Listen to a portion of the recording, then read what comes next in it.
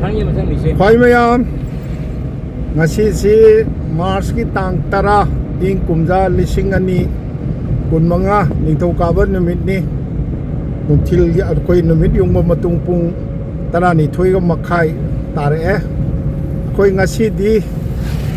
ꯑꯩꯈꯣꯏꯒꯤ ꯕꯔꯥꯛ ꯇꯝꯄꯥꯛ ꯈꯛꯇꯒꯤ ꯅꯠꯇꯅ ꯑꯩꯈꯣꯏꯒꯤ ꯃꯅꯤꯄꯨꯔꯤ ꯁꯥꯍꯤꯇ꯭ꯌꯗ ꯀꯕꯤ ꯑꯃ ꯑꯣꯏꯅ ꯃꯃꯤꯡ ꯂꯩꯔꯕ ꯑꯩꯒꯤ ꯃꯔꯨꯞ ꯊꯣꯛꯆꯣꯝ ꯕꯤꯁ꯭ꯋꯅꯥꯊ ꯁꯤꯡꯒꯦꯔꯕꯣꯟ ꯍꯥꯏꯕꯗꯨꯗ ꯃꯥꯒꯤ ꯑꯃꯇꯪ ꯄꯣꯛꯆꯕꯤ ꯃꯆꯥꯅꯨꯄꯤ ꯂꯨꯍꯣꯡꯕꯒꯤ ꯈꯨꯗꯣꯡꯆꯥꯕ ꯐꯪꯖꯗꯅ ꯇꯨꯡꯗ ꯑꯩꯒꯤ ꯏꯌꯥꯝꯕ ꯁꯛꯅ ꯏꯄꯥ ꯁꯛꯅ ꯑꯩꯕꯨ ꯂꯨꯅ ꯇꯧꯕꯤꯕ ꯕꯣꯟꯇꯔꯥꯄꯨꯔꯒꯤ ꯗꯥꯛꯇꯔ ꯔꯥꯖꯃꯅꯤꯒꯤꯁꯨ ꯁꯥꯙꯨ ꯕꯕꯥꯒꯤꯁꯨ ꯃꯈꯨꯔꯥ ꯑꯣꯏꯕꯤꯔꯤꯕ ꯑꯣꯖꯥ ꯑꯃꯔꯦꯟꯗ꯭ꯔ ꯍꯥꯎ ꯑꯃꯣꯔ ꯍꯥꯏꯔꯒ ꯃꯌꯥꯝꯅ ꯊꯣꯏꯗꯣꯛꯅ ꯈꯪꯅꯕꯤꯕ ꯅ ꯄꯨꯕꯤꯗꯅ ꯑꯩ ꯆꯠꯆꯒꯗꯣꯔꯤ ꯈꯨꯗꯣꯡꯆꯥꯕ ꯐꯪꯖꯗꯅ ꯑꯗꯨꯒ ꯑꯣꯖꯥ ꯑꯃꯔꯦꯟꯗ꯭ꯔꯁꯤ ꯈ꯭ꯋꯥꯏꯒꯤ ꯃꯐꯝꯗ ꯑꯩꯅ ꯊꯣꯏꯗꯣꯛꯅ ꯁꯛꯇꯥꯛꯆꯅꯤꯡꯉꯥꯏꯗꯤ ꯂꯩꯖꯗꯕꯅꯤ ꯑꯗꯨꯕꯨ ꯃꯁꯤ ꯃꯅꯤꯄꯨꯔ ꯈꯛꯇꯗ ꯅꯠꯇꯅ ꯃꯅꯤꯄꯨꯔꯒꯤ ꯃꯄꯥꯟꯗ ꯂꯩꯔꯤꯕ ꯃꯩꯇꯩꯁꯤꯡꯒꯤ ꯃꯅꯨꯡꯗ ꯖ꯭ꯌꯣꯇꯤꯁ ꯍꯥꯏꯗꯤ ꯄꯥꯟꯖꯤꯒꯤ ꯊꯕꯛ ꯇꯧꯕ ꯁꯤꯡꯒꯤ ꯃꯅꯨꯡꯗ ꯖ꯭ꯌꯣꯇꯤꯁ ꯁꯤꯔꯣꯃꯣꯅꯤ ꯑꯩꯈꯣꯏꯒꯤ ꯒꯣꯜड ꯃꯦꯗꯥꯂꯤꯁꯅꯤ ꯑꯣꯖꯥ ꯑꯃꯔꯦꯟꯗ꯭ꯔꯗꯒꯤ ꯍꯦꯟꯕ ꯃꯩꯇꯩ ꯃꯆꯥꯗꯗꯤ ꯖ꯭ꯌꯣꯇꯤꯁꯁꯤ ꯉꯁꯤ ꯐꯥꯎꯕꯗ ꯂꯩꯇ꯭ꯔꯤ ꯍꯥꯏꯅ ꯑꯗꯨꯝ ꯃꯅꯤꯄꯨꯔꯒꯤ ꯖ꯭ꯌꯣꯇꯤꯁꯁꯤꯡꯅꯁꯨ ꯏꯀꯥꯏ ꯈꯨꯝꯅꯕꯤꯕ ꯑꯣꯖꯥꯅꯤ ꯑꯣꯖꯥꯁꯨ ꯑꯩꯈꯣꯏꯒꯤ ꯍꯧꯖꯤꯛꯀꯤ ꯀꯕꯤ ꯊꯣꯛꯆꯣꯝ ꯕꯤꯁ꯭ꯋꯅꯥꯊꯀꯤ ꯃꯆꯥꯅꯨꯄꯤ ꯂꯨꯍꯣꯡꯕꯁꯤ ꯆꯠꯀꯗꯧꯕ ꯂꯩꯕ ꯑꯩꯈꯣꯏ ꯁꯥꯙꯨ ꯕꯕꯥꯁꯨ ꯆꯠꯀꯗꯕ ꯂꯩꯕꯗꯨꯗ ꯑꯩꯁꯨ ꯈꯨꯗꯣꯡ ꯆꯥꯗꯅ ꯌꯥꯎꯖꯔꯛꯄꯅꯤ ꯑꯩꯅ ꯑꯣꯖꯥ ꯕꯤꯁ꯭ꯋꯅꯥꯊꯀꯤ ꯃꯆꯥꯅꯨꯄꯤ ꯂꯨꯍꯣꯡꯕꯁꯤꯗꯩꯁꯤꯗ ꯈ꯭ꯋꯥꯏꯒꯤ ꯃꯐꯝꯗ ꯊꯝꯖꯅꯤꯡꯒꯗꯣꯔꯤꯕꯁꯤꯅ ꯃꯅꯤꯄꯨꯔꯒ ꯌꯥꯝ ꯈꯦꯠꯅꯈ꯭ꯔꯦ ꯃꯅꯤꯄꯨꯔꯗ ꯃꯩꯇꯩ ꯂꯨꯍꯣꯡꯕꯒ ꯃꯄꯥꯟ ꯃꯅꯤꯄꯨꯔꯤꯁꯤꯡꯒꯤ ꯃꯅꯨꯡꯗ ꯃꯩꯇꯩ ꯂꯨꯍꯣꯡꯕꯒ ꯆꯠꯅ ꯂꯤꯛꯂꯝꯁꯤ ꯑꯁꯨꯛꯀꯤ ꯃꯇꯤꯛ ꯈꯦꯠꯅꯕ ꯀꯌꯥꯃꯨꯛ ꯂꯩꯔꯦ ꯈꯦꯠꯅꯕꯁꯤꯡꯗꯣ ꯑꯩ ꯉꯁꯤ ꯃꯇꯦꯛ ꯈ꯭ꯋꯥꯏꯒꯤ ꯃꯐꯝꯗ ꯊꯝꯖꯒꯦ ꯍꯥꯏꯗꯅ ꯑꯩꯅ ꯑꯩꯈꯣꯏꯒꯤ ꯉꯁꯤꯒꯤꯁꯦ ꯍꯧꯗꯣꯛꯆꯕꯅꯤ ꯑꯗ ꯃꯐꯝꯗꯨ ꯌꯧꯔ ꯑꯩꯈꯣꯏꯅ ꯕꯣꯟꯇꯔꯥꯄꯨꯔꯗꯒꯤ ꯑꯩꯈꯣꯏꯒꯤ ꯁꯤꯡꯒꯦꯔꯕꯣꯟ ꯍꯥꯏꯔꯤꯕ ꯃꯐꯝꯁꯤꯐꯥꯎ ꯆꯠꯆꯕꯁꯤ ꯆꯥꯎꯔꯥꯛꯅ ꯀꯤꯂꯣꯃꯤꯇꯔ 30ꯃꯨꯛ ꯂꯥꯞꯄꯅꯤ ꯑꯗꯣ ꯑꯩꯈꯣꯏꯒꯤ ꯀꯩꯅꯥ ꯑꯗꯨꯝ ꯍꯥꯏꯕ꯭ꯔꯥ ꯁꯣꯝꯗꯁꯨ ꯀꯩꯅꯥ ꯊꯤꯟꯕ ꯐꯥꯎꯗꯤ ꯁꯤꯜꯚꯥꯔ ꯍꯥꯏꯗꯨꯗ ꯊꯤꯟꯒꯗꯕꯅꯤ ꯍꯥꯏꯌꯦ ꯕꯣꯔꯒꯤ ꯃꯌꯨꯝꯁꯤ ꯕꯣꯔꯗꯤ ꯙꯃꯥꯟ ꯍꯥꯏ ꯁꯣꯝꯗ ꯑꯗꯣ ꯑꯩꯈꯣꯏꯒꯤ ꯕꯣꯔꯒꯤ ꯃꯌꯨꯝꯁꯤ ꯁꯤꯜꯚꯥꯔ ꯍꯥꯏꯕꯗꯨꯅꯦ ꯍꯥꯏꯌꯦ ꯁꯤꯜꯚꯥꯔꯁꯤ ꯄꯪꯂꯥꯞ ꯂꯥꯞꯄ ꯅꯠꯇꯦ ꯀꯤꯂꯣꯃꯤꯇꯔ 10ꯃꯨꯛꯇꯤ ꯑꯣꯏꯅꯤꯅꯦ ꯁꯤꯡꯖꯤꯕꯣꯟꯗꯒꯤ ꯑꯗꯨꯗꯤ ꯌꯥꯎꯖꯔꯔꯣꯏꯒꯦ ꯌꯥꯝ ꯊꯦꯡꯈ꯭ꯔꯅꯤ ꯑꯗꯣ ꯊꯤꯟꯕꯒꯤ ꯃꯇꯧꯁꯨ ꯌꯥꯝꯅ ꯈꯦꯠꯅꯕ ꯀꯌా ꯑꯃ ꯂꯩꯕꯅꯤ ꯑꯗꯣ ꯅꯨꯄꯤ ꯃꯌꯨꯝ ꯑꯣꯏꯔꯤꯕ ꯂꯨꯍꯣꯡꯐꯝꯒꯤꯁꯤꯗꯗꯤ ꯑꯩꯅ ꯃꯅꯤꯄꯨꯔꯒ ꯈꯦꯠꯅꯔꯤꯕ ꯃꯁꯛꯁꯤꯡꯁꯨ ꯈ꯭ꯋꯥꯏꯒꯤ ꯃꯐꯝꯗ ꯑꯩ ꯊꯝꯖꯅꯕ ꯍꯣꯠꯅꯖꯔꯛꯀꯦ ꯆꯞ ꯆꯥꯅ ꯅꯪꯈꯤꯗ꯭ꯔꯦ ꯁꯤꯒꯤ ꯃꯐꯝꯁꯤꯗꯩꯁꯤꯗ ꯕ꯭ꯔꯥꯍ꯭ꯃꯟꯅ ꯁꯣꯜꯂꯒ ꯂꯨꯍꯣꯡꯕꯒꯤ ꯍꯧꯗ꯭ꯔꯤꯉꯩꯒꯤ ꯈ꯭ꯋꯥꯏ ꯍꯧꯕꯒꯤ ꯉꯁꯤ ꯅꯨꯃꯤꯠꯁꯤꯒꯤ ꯈ꯭ꯋꯥꯏ ꯑꯍꯥꯟꯕ ꯑꯣꯏꯅ ꯑꯔꯥꯡꯕꯝ ꯄꯨꯖꯥ ꯍꯥꯏꯅ ꯕ꯭ꯔꯥꯍ꯭ꯃꯟꯅ ꯁꯣꯜꯂꯒ ꯑꯔꯥꯡꯕꯝ ꯑꯅꯤꯗꯔ ꯑꯔꯥꯡꯕꯝꯁꯤꯡꯗ ꯑꯩꯈꯣꯏꯒꯤ ꯀꯔꯤ ꯂꯩ ꯅꯨꯡ ꯁꯤꯟꯅꯕꯒꯤ ꯊꯧꯔꯝ ꯑꯃ ꯄꯥꯡꯊꯣꯛꯏ ꯃꯁꯤꯃ ꯑꯩꯈꯣꯏꯒꯤ ꯃꯅꯤꯄꯨꯔꯗ ꯑꯩꯈꯣꯏꯅ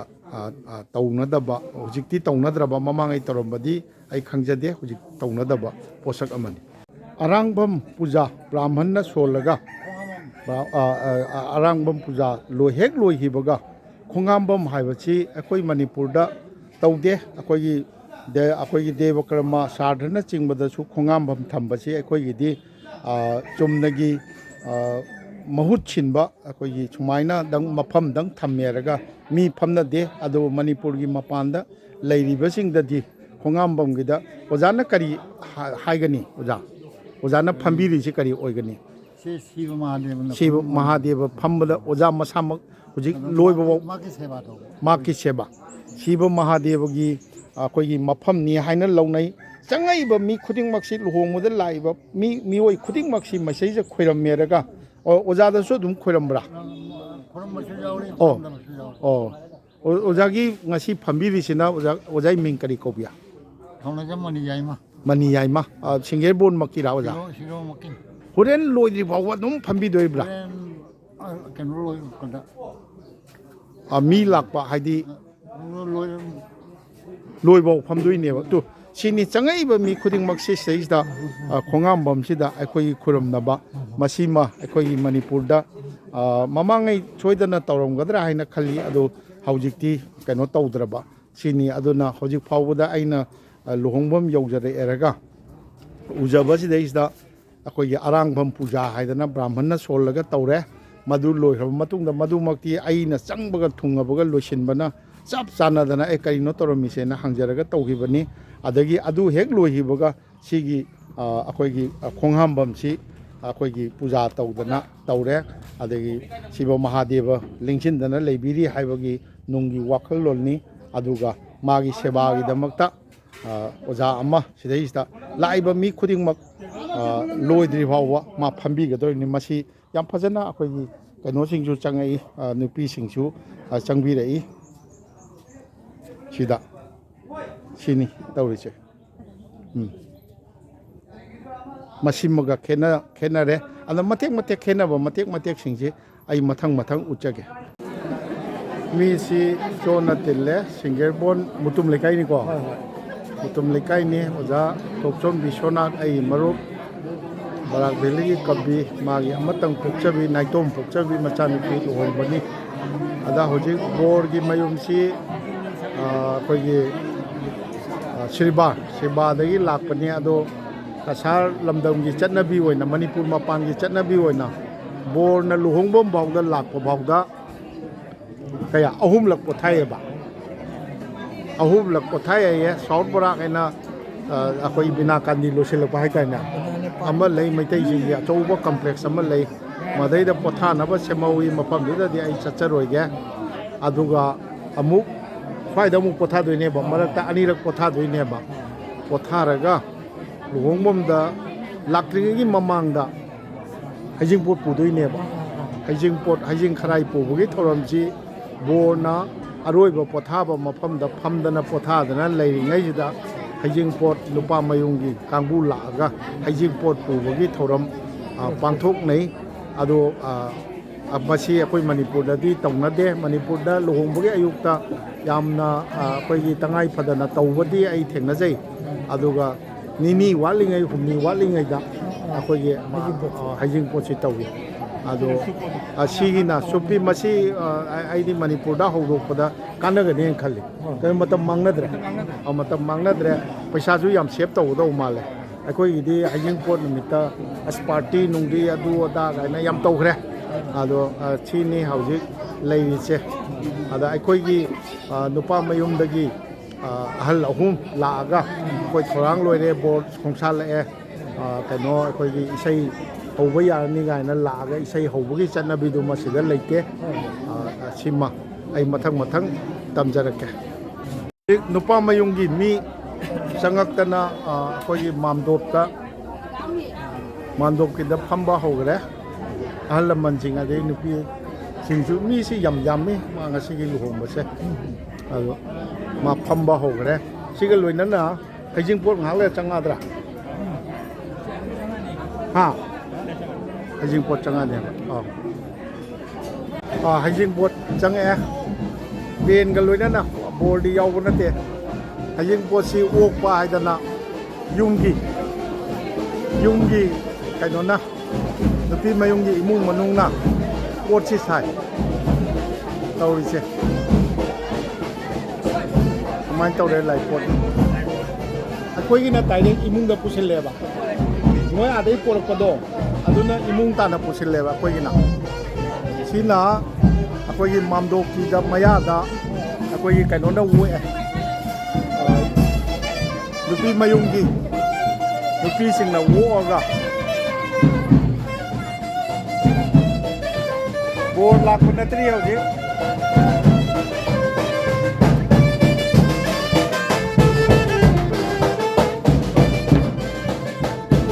जाति सोनार की वही तौरा मी जे ओखा यामे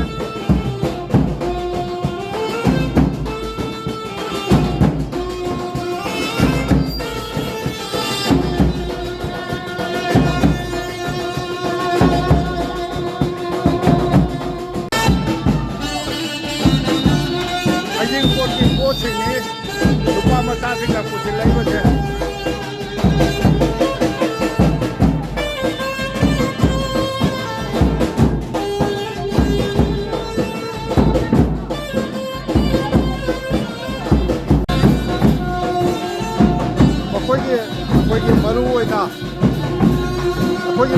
ꯃꯌꯣꯟꯗ ꯆꯪꯉꯒ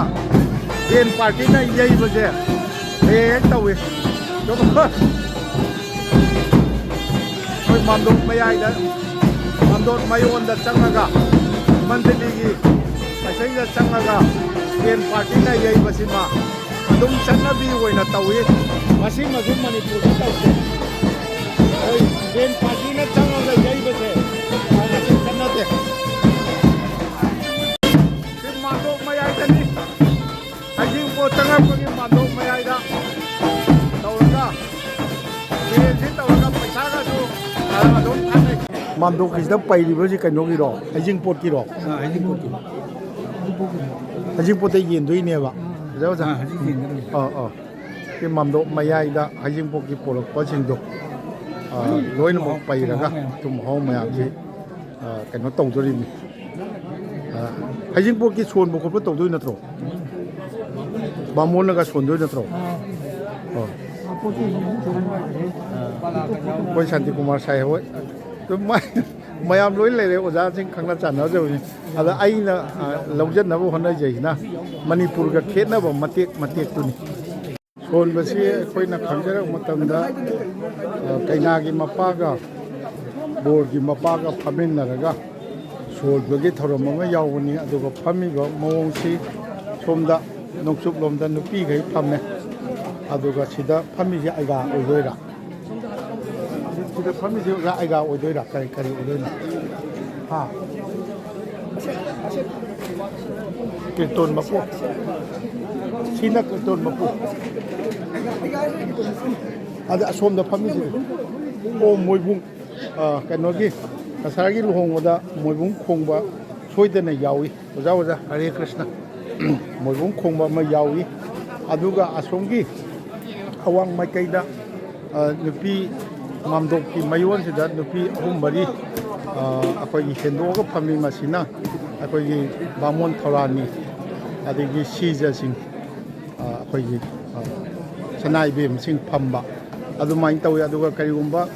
ꯁꯥꯔꯗꯔꯒꯨꯝꯕ ꯗꯦꯕ ꯀꯔꯃ ꯑꯣꯏꯇꯥꯔꯒꯁꯨ ꯁꯨꯃꯥꯏꯅ ꯅꯨꯄꯤꯁꯦ ꯆꯞ ꯆꯥꯅ ꯐꯝꯃꯤ ꯂꯩ ꯐꯅꯦꯛ ꯁꯦꯠꯂꯒ ꯂꯥꯛꯅꯕ ꯇꯥꯔꯒꯁꯨ ꯃꯇꯣꯟ ꯊꯪꯕꯗ ꯑꯩꯈꯣꯏꯒꯤ ꯃꯌꯦꯛ ꯅꯥꯏꯕꯤ ꯑꯃ ꯁꯦꯠꯇ꯭ꯔꯒꯗꯤ ꯁꯪꯀꯤꯔꯇꯣꯟ ꯍꯧꯕ ꯌꯥꯗꯕꯒꯤ ꯆꯠꯅꯕꯤ ꯑꯃ ꯉꯁꯤꯁꯨ ꯑꯩꯈꯣꯏꯒꯤ ꯃꯅꯤꯄꯨꯔꯒꯤ ꯃꯄꯥꯟꯗ ꯕꯔꯥꯛ ꯇꯝꯄꯥꯛ ꯑꯣꯏꯔꯕꯁꯨ ꯕ꯭ꯔꯍ꯭ꯃꯄꯨꯇ꯭ꯔ ꯇꯝꯄꯥꯛ ꯑꯣꯏꯔꯕꯁꯨ ꯑꯗꯨꯝ ꯆꯠꯅꯕꯤ ꯂꯩꯔꯤ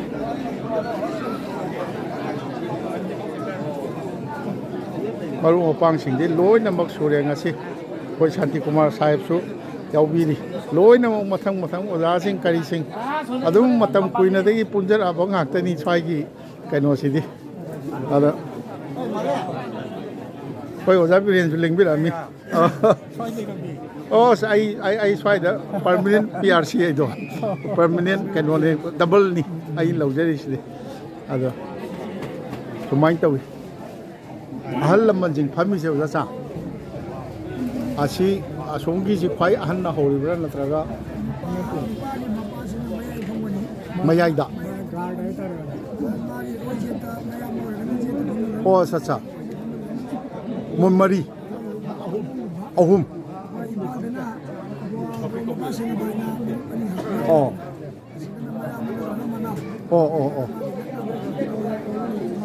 ꯕꯣꯔꯁꯤ ꯍꯣꯔꯦꯟ ꯅꯣꯡꯆꯨꯞ ꯑꯣꯟꯗꯣꯏꯔꯣ ꯅꯣꯡꯄꯣꯛ ꯑꯣꯟꯅꯦꯕ ꯑꯗꯨꯗꯤ ꯃꯥꯒꯤ ꯃꯃꯥꯗꯨꯗꯤ ꯃꯥꯒꯤ ꯃꯇꯨꯡꯗ ꯂꯩꯈ꯭ꯔꯦ ꯑꯗꯨꯗꯤ ꯃꯅꯤꯄꯨꯔꯗꯗꯤ ꯆꯞ ꯆꯥꯅ ꯑꯩꯈꯣꯏꯒꯤ ꯃꯃꯥꯁꯤ ꯏꯁꯇ꯭ꯔꯦꯠ ꯕꯣꯔꯒꯤ ꯀꯩꯅꯣꯗ ꯂꯩꯌꯦꯕ ꯃꯃꯥꯡꯗ ꯂꯩꯌꯦꯕ ꯑꯣ ꯃꯗꯨꯃ ꯌꯥꯝ ꯈꯦꯠꯅꯔꯦ ꯑꯩꯈꯣꯏ ꯃꯅꯤꯄꯨꯔꯒ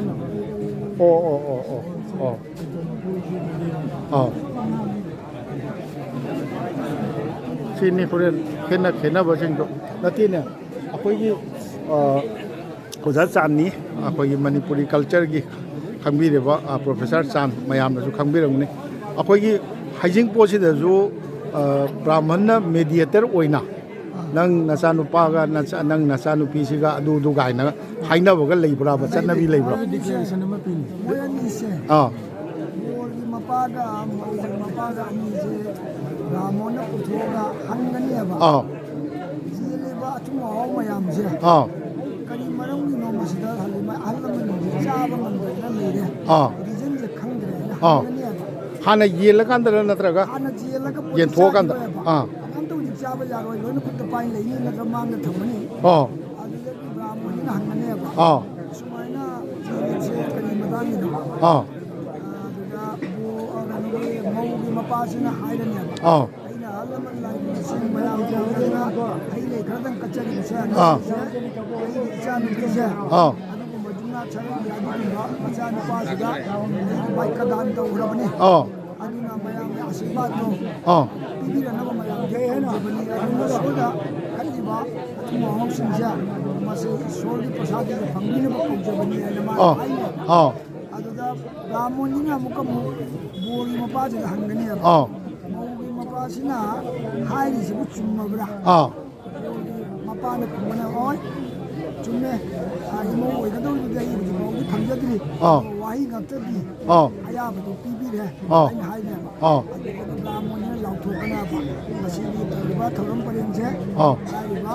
ꯕꯤꯁ꯭ꯋꯅꯥꯊꯀꯤ ꯃꯆꯥꯅꯨꯄꯤꯁꯦ ꯑꯁꯤꯒꯨꯝꯕ ꯖꯨꯅꯥꯠ ꯁꯥꯔꯦꯡꯁꯤꯗ ꯄꯤꯔꯦ ꯍꯥꯏꯕꯁꯦ ꯃꯌꯥꯝ ꯃꯗꯨꯒꯤꯗꯃꯛꯇꯅꯤ ꯑꯊꯨꯝ ꯑꯍꯥꯎ ꯏꯁꯣꯔꯗ ꯀꯠꯂꯤꯕꯁꯦ ꯃꯌꯥꯝ ꯄ꯭ꯔꯁꯥꯗ ꯐꯪꯕꯤꯕ ꯌꯥꯒꯅꯤ ꯃꯔꯝ ꯈꯪꯉꯦ ꯍꯥꯏꯅ ꯂꯥꯎꯊꯣꯛꯀꯅꯤ ꯑꯗꯨꯒꯗ ꯀꯩꯅꯣ ꯇꯧꯅꯦꯕ ꯃꯌꯥꯝꯁꯦ ꯁꯤꯅꯤ ꯍꯧꯖꯤꯛ ꯑꯣꯖꯥ ꯆꯥꯟꯅ ꯍꯥꯏꯕꯤꯕ ꯀꯦ ꯑꯦꯟ ꯆꯥꯟꯅ ꯍꯥꯏꯕ ꯄ꯭ꯔꯣꯐꯦꯁꯔ ꯀꯦ ꯑꯦꯟ ꯆꯥꯟꯅ ꯍꯥꯏꯕꯤꯕꯗꯣ ꯑꯩꯈꯣꯏꯒꯤ ꯄꯣꯠ ꯆꯩꯁꯤ ꯍꯥꯟꯅ ꯌꯦꯟꯊꯣꯛꯑꯅꯤ ꯌꯦꯟꯊꯣꯛꯑꯔꯒ ꯑꯩꯈꯣꯏ ꯃꯅꯤꯄꯨꯔꯗ ꯇꯧꯔꯤꯁꯤꯅ ꯁꯣꯟꯒꯗꯕ ꯇꯧꯔꯒ ꯈꯣꯏꯔꯝ ꯈꯥꯅꯝꯂꯒ ꯑꯆꯥ ꯑꯊꯛ ꯌꯦꯜꯂꯦ ꯑꯗꯨꯒ ꯂꯣꯏꯔꯦ ꯑꯗꯣ ꯁꯤꯗꯅ ꯍꯥꯟꯅ ꯌꯦꯟꯊꯣꯛꯑꯒ ꯕꯣꯔꯒꯤ ꯃꯄꯥ ꯀꯩꯅꯥꯒꯤ ꯃꯄꯥꯗ ꯀꯔꯤ ꯃꯔꯝꯒꯤꯅꯣ ꯑꯆꯥ ꯑꯊꯛ ꯌꯦꯜꯂꯤꯕ ꯈꯣꯠꯂꯤꯕ ꯄꯣꯔꯛꯏꯕ ꯍꯥꯏꯕꯅꯆꯤꯡꯕ ꯑꯣꯖꯥ ꯑꯩꯈꯣꯏ ꯄ꯭ꯔꯣꯐꯦꯁꯔ ꯆꯥꯟꯅ ꯇꯥꯛꯄꯤꯈꯤꯕ ꯑꯗꯨꯃꯥꯏꯅ ꯇꯧꯔꯒ ꯑꯩꯈꯣꯏ ꯃꯌꯥꯝꯅ ꯆꯥꯕꯁꯨ ꯌꯥꯔꯦ ꯄꯨꯔꯒꯗꯤ ꯆꯠꯂꯔꯣꯏ ꯂꯨꯍꯣꯡꯕ ꯂꯥꯛꯏꯃꯤꯅ ꯅꯠꯇꯦ ꯂꯨꯍꯣꯡꯕ ꯂꯥꯛꯏꯃꯤꯅ ꯂꯨꯍꯣꯡꯕꯁꯨ ꯉꯥꯏ ꯇꯥꯏꯌꯦꯕ ꯃꯥꯅ ꯂꯨꯍꯣꯡꯅꯕꯒꯤ ꯂꯨꯍꯣꯡ ꯉꯥꯏ ꯇꯥꯏꯌꯦꯕ ꯁꯤꯅꯤ ꯑꯩ ꯈꯦꯠꯅꯕꯁꯤꯡꯁꯨ ꯁꯨꯝ ꯃꯊꯪ ꯄꯥꯎꯗꯝ ꯀꯣꯊꯤꯒꯤꯁꯦ ꯑꯃꯨꯛꯀ ꯍꯥꯏꯕꯤꯔꯣ ꯀꯣꯊꯤ ꯂꯥꯟꯕꯒꯤ ꯃꯇꯥꯡꯁꯦ ꯑꯩꯈꯣꯏꯒꯤ ꯃꯅꯤꯄꯨꯔꯗꯅ ꯍꯩꯖꯤꯡꯄꯣꯠ ꯑꯁꯤꯗ ꯑꯣꯏꯅ ꯇꯧꯅꯔꯦ ꯑꯗꯨꯒ ꯑꯩꯈꯣꯏꯒꯤ ꯀꯁꯥꯔ ꯂꯝꯗꯝꯗꯗꯤ ꯃꯔꯣꯏꯄꯣꯠꯀꯤ ꯅꯨꯃꯤꯠ ꯑꯁꯤꯗ ꯅꯨꯄꯥꯒꯤ ꯃꯄꯥ ꯅꯠꯇ꯭ꯔꯒ ꯃꯈꯨꯔꯥꯒꯨꯝꯕ ꯃꯕꯨꯡꯒꯨꯝꯕꯅ ꯀꯣꯊꯤꯁꯦ ꯄꯨꯊꯣꯛꯑꯒ ꯅꯨꯄꯤꯒꯤ ꯃꯈꯨꯔꯥ ꯑꯣꯏꯕ ꯃꯕꯨꯡ ꯑꯣꯏꯕꯅ ꯀꯣꯊꯤꯁꯦ ꯄꯨꯊꯣꯛꯑꯒ ꯅꯨꯄꯥꯒꯤ ꯕꯣꯔ ꯑꯣꯏꯒꯗꯧꯕꯁꯤꯡ ꯃꯄꯥꯁꯤꯅ ꯐꯤꯒꯥꯎ ꯁꯥꯅ ꯌꯥꯔꯅꯤ ꯃꯗꯨꯗ ꯀꯣꯊꯤꯁꯦ ꯄꯤꯒꯅꯤ ꯆꯥꯛ ꯆꯃꯥꯟꯅ ꯀꯣꯊꯤꯁꯦ ꯍꯦꯛ ꯐꯪꯕꯒ ꯑꯃꯨꯛ ꯄꯟꯊꯕ ꯇꯧꯗꯅ ꯐꯝꯕ ꯌꯥꯗ꯭ꯔꯦ ꯍꯥꯏꯅ ꯃꯥꯏ ꯑꯣꯟꯊꯣꯛꯑꯒ ꯄꯨꯟꯅ ꯆꯠꯅꯩ ꯃꯁꯤꯃꯛ ꯃꯅꯤꯄꯨꯔꯗꯗꯤ ꯍꯩꯖꯤꯡꯄꯣꯠ ꯅꯨꯃꯤꯠꯁꯤꯗ ꯁꯤꯟꯅꯩ ꯑꯗꯨꯒ ꯀꯁꯥꯔꯗꯅ ꯑꯩꯈꯣꯏꯒꯤ ꯋꯥꯔꯣꯏꯄꯣꯠ ꯅꯨꯃꯤꯠꯇ ꯁꯤꯟꯅꯩ ꯃꯅꯤꯄꯨꯔꯗꯗꯤ ꯍꯩꯖꯤꯡꯄꯣꯠ ꯑꯁꯤꯗꯤ ꯂꯨꯍꯣꯡꯕꯒꯤ ꯅꯣꯡꯃ ꯃꯃꯥꯡ ꯃꯃꯥꯡꯗ ꯇꯧꯕꯅꯤꯅ ꯃꯅꯤꯄꯨꯔꯒꯤ ꯐꯖꯕ ꯌꯥꯝ ꯐꯖꯕ ꯃꯔꯝ ꯈꯔꯁꯨ ꯁꯤꯒꯤꯅ ꯑꯃꯨꯛ ꯑꯩꯈꯣꯏ ꯃꯅꯤꯄꯨꯔꯒꯤꯗꯤ ꯊꯧ ꯃꯥꯡꯅꯔꯦ ꯅꯨꯃꯤꯠ ꯅꯤꯅꯤ ꯃꯥꯡꯉꯤꯅꯦꯕ ꯍꯩꯖꯤꯡꯄꯣꯠ ꯅꯨꯃꯤꯠꯁꯨ ꯆꯞ ꯆꯥꯅ ꯐꯤꯔꯣꯜ ꯁꯦꯠꯇꯅ ꯃꯇꯝ ꯃꯥꯡꯅꯔꯤꯅꯤ ꯁꯤꯅ ꯃꯇꯝ ꯃꯥꯡꯅꯗ꯭ꯔꯦ ꯑꯅꯤꯔꯛ ꯊꯣꯛꯅ ꯃꯇꯝ ꯃꯥꯡꯅꯗ꯭ꯔꯦ ꯇꯣꯉꯥꯟ ꯇꯧꯕꯁꯨ ꯆꯠꯅꯕ꯭ꯔോ ꯑꯍꯜ ꯂꯃꯟ ꯂꯩꯕ ꯏꯃꯨꯡꯗꯗꯤ ꯍꯩꯖꯤꯡꯄꯣꯠꯀ ꯂꯨꯍꯣꯡꯕꯒꯗꯤ ꯄꯨꯟꯕ ꯌꯥꯗꯕ ꯌꯥꯎꯏ ꯑꯗꯣ ꯑꯌꯥꯝꯕꯅꯗꯤ ꯄꯨꯜꯂꯕ ꯑꯌꯥꯝꯕꯅ ꯄꯨꯜꯂꯦ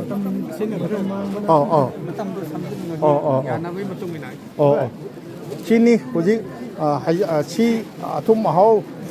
ꯍꯩꯖꯤꯡꯄꯣꯠꯀꯤꯅꯤ ꯍꯥꯏꯅ ꯍꯩꯖꯤꯡ ꯈꯔꯥꯏꯒꯤꯅꯤ ꯍꯥꯏꯅ ꯅꯨꯄꯥ ꯃꯌꯨꯝꯗꯒꯤ ꯄꯣꯔꯛꯄꯁꯤꯡꯁꯤ ꯌꯥꯔꯦ ꯀꯩꯅꯣ ꯍꯥꯟꯅ ꯌꯦꯟꯊꯣꯛꯑꯦ ꯌꯦꯟꯕ ꯂꯣꯏꯔꯒ ꯍꯧꯖꯤꯛꯀꯤ ꯉꯁꯥꯏꯒꯤ ꯕ꯭ꯔꯥꯍ꯭ꯃꯟꯅ ꯃꯦꯗꯤꯌꯦꯇꯔ ꯑꯃ ꯑꯣꯏꯅ ꯇꯧꯔꯒ ꯑꯩꯈꯣꯏꯒꯤ ꯀꯩꯅꯣ ꯇꯧꯗꯣꯔꯤꯕꯅꯤ ꯌꯥꯔꯦ ꯑꯩ ꯄꯥꯏꯅ ꯉꯁꯥꯏꯒꯤ ꯍꯩꯖꯤꯡꯄꯣꯠꯀꯤ ꯄꯣꯔꯛꯈꯤꯕ ꯑꯆꯥ ꯑꯊꯛꯁꯤꯡꯗꯨ ꯌꯦꯡꯈ꯭ꯔꯕ ꯃꯇꯨꯡꯗ ꯉꯁꯥꯏꯒꯤ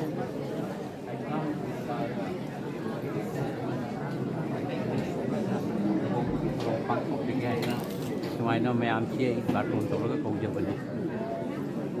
ꯍꯣꯏ ꯑꯗꯣ ꯑꯁꯣꯝꯒꯤ ꯗꯤ ꯍꯥꯏꯔꯤꯕ ꯋꯥꯐꯝꯁꯤꯕꯨ ꯍꯥꯏꯔꯤꯕ ꯀꯩꯅꯥ ꯍꯥꯏꯗꯤ ꯐꯪꯉꯕ꯭ꯔꯥ ꯀꯃꯥꯏꯅ ꯇꯧꯋꯤ ꯐꯪꯖꯗ꯭ꯔꯤ ꯑꯗꯣ ꯃꯁꯥꯗꯤ ꯕꯥꯏꯛꯇꯗꯤ ꯐꯪꯖꯩ ꯃꯁꯥꯗꯤ ꯐꯪꯗꯦ ꯍꯥꯏꯅ ꯑꯝꯇ ꯍꯥꯏꯕꯤꯌꯨ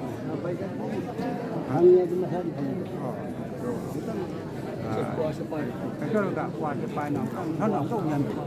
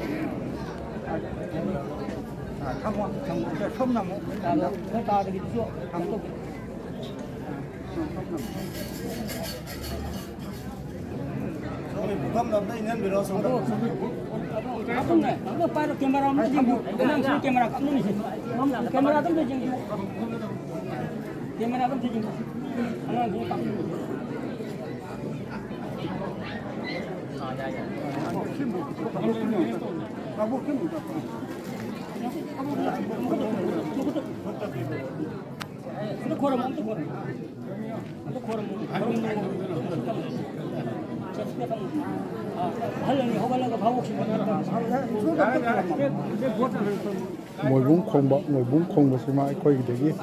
ꯇꯣꯞ ꯇꯣꯞꯄꯦ ꯑꯗꯨꯒ ꯄꯥꯝꯗꯣꯛ ꯃꯄꯨ ꯂꯩꯈ꯭ꯔꯦ ꯅꯨꯄꯤ ꯑꯉꯥꯡꯁꯤꯡꯅ ꯅꯣꯡꯆꯨꯞꯇ ꯐꯝꯃꯦ ꯅꯣꯡꯆꯨꯞꯀꯤ ꯀꯩꯅꯣꯁꯤꯗꯤ ꯅꯨꯄꯤ ꯃꯌꯨꯝꯒꯤ ꯍꯥꯏꯕ ꯂꯩꯇ꯭ꯔꯦ ꯅꯨꯄꯥ ꯃꯌꯨꯝꯒꯤ ꯍꯥꯏꯕ ꯂꯩꯇ꯭ꯔꯦ ꯑꯔꯥꯛꯄꯁꯤꯡ ꯑꯗꯨꯝ ꯑꯍꯥꯟꯕ ꯐꯝꯃꯤ ꯅꯠꯇ꯭ꯔꯣ ꯁꯤꯗ ꯐꯝꯃꯤꯁꯤꯗ ꯅꯨꯄꯤ ꯃꯌꯨꯝꯒꯤꯁꯨ ꯅꯨꯄꯥ ꯃꯌꯨꯝꯒꯤꯁꯨ ꯄꯨꯜꯂꯤꯅꯦꯕ ꯑꯣ ꯑꯗꯒꯤ ꯗꯣꯈꯤꯅꯥꯁꯨ ꯌꯦꯟꯗꯣꯏꯅꯦ ꯑꯣꯖꯥ ꯑꯣ ꯗꯣꯈꯤꯅꯥꯁꯨ ꯍꯩꯖꯤꯡꯄꯣꯠꯀꯤ ꯑꯣꯏꯅ ꯇꯣꯉꯥꯟꯅ ꯑꯩꯈꯣꯏꯒꯤ ꯍꯩꯖꯤꯡꯄꯣꯠꯀꯤ ꯑꯣꯏꯅ ꯗꯣꯈꯤꯅꯥ ꯑꯃꯨꯛ ꯌꯦꯟꯗꯣꯔꯤꯕ ꯑꯗꯨꯒ ꯂꯨꯍꯣꯡꯕ ꯍꯧꯔꯒ ꯍꯣꯔꯦꯟ ꯂꯨꯍꯣꯡꯕꯒꯤ ꯗꯣꯈꯤꯅꯥ ꯑꯃꯨꯛ ꯇꯧꯗꯣꯔꯤꯕ ꯂꯩꯁꯥꯕꯤ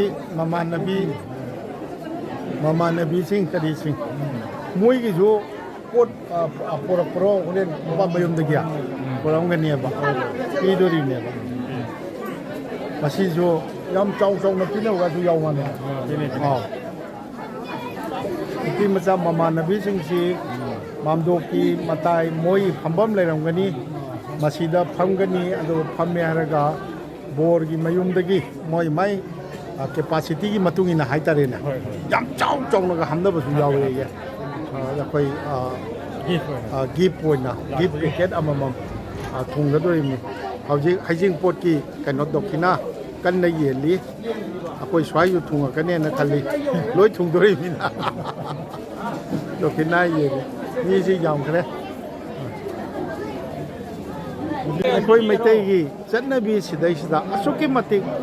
ꯂꯨꯕ ꯅꯥꯟꯕ ꯐꯖꯕꯁꯤꯅ ꯃꯔꯝ ꯑꯣꯏꯔꯒ ꯑꯩꯈꯣꯏꯒꯤ ꯃꯌꯥꯡꯁꯤꯡ ꯌꯦꯡꯕꯤꯌꯨ ꯃꯌꯥꯡ ꯅꯨꯄꯤ ꯑꯉꯥꯡꯁꯤꯡ ꯂꯥꯛꯑꯒ ꯃꯣꯏꯁꯤ ꯌꯦꯡꯕ ꯂꯥꯛꯏꯅꯤ ꯃꯁꯤ ꯌꯦꯡꯉꯣ ꯑꯗꯣ ꯑꯩꯈꯣꯏꯒꯤ ꯂꯨꯕ ꯅꯥꯟꯕ ꯑꯩꯈꯣꯏꯒꯤ ꯐꯤꯔꯣꯜꯗ ꯈꯪꯗꯦ ꯑꯗꯒꯤ ꯆꯠꯅꯕꯤ ꯁꯪꯀ꯭ꯔꯤꯇꯣꯟꯒꯤ ꯃꯑꯣꯡꯗ ꯈꯪꯗꯦ ꯂꯨꯍꯣꯡꯕꯒꯤ ꯃꯑꯣꯡꯗ ꯈꯪꯗꯦ ꯃꯥꯝꯗꯣꯞ ꯈꯟꯕꯒꯤ ꯃꯑꯣꯡꯗ ꯈꯪꯗꯦ ꯐꯖꯕ ꯃꯌꯥꯝꯁꯤꯗꯩꯁꯤꯗ ꯌꯦꯡꯕꯤꯌꯨ ꯁꯤ ꯃꯥꯝꯗꯣꯞ ꯃꯅꯨꯡꯁꯤꯗꯩꯁꯤꯗ ꯆꯪꯉꯛꯑꯒ ꯃꯣꯏ ꯌꯦꯡꯕ ꯂꯥꯛꯏ ꯃꯌꯥꯡꯁꯤꯡ ꯊꯪꯅꯕ ꯂꯩꯀꯥꯏꯒꯤꯅꯤꯅ ꯊꯪꯅꯕ ꯂꯩꯀꯥꯏꯒꯤꯅꯤ ꯃꯌꯥꯡ ꯅꯨꯄꯤꯁꯤꯡ ꯑꯁꯣꯝꯗ ꯄꯨꯂꯞ ꯂꯩꯌꯦ ꯀꯕꯣꯛ ꯌꯦꯟꯕꯤꯌꯣꯅ ꯍꯥꯏꯔꯤ ꯃꯌꯥꯡꯁꯤꯡ ꯑꯩꯈꯣꯏ ꯂꯥꯛꯄꯁꯤꯡ ꯀꯕꯣꯛ ꯌꯦꯜꯂꯤꯌꯦ ꯌꯨꯝ ꯑꯃꯃꯝꯒꯤ ꯑꯃꯃꯝ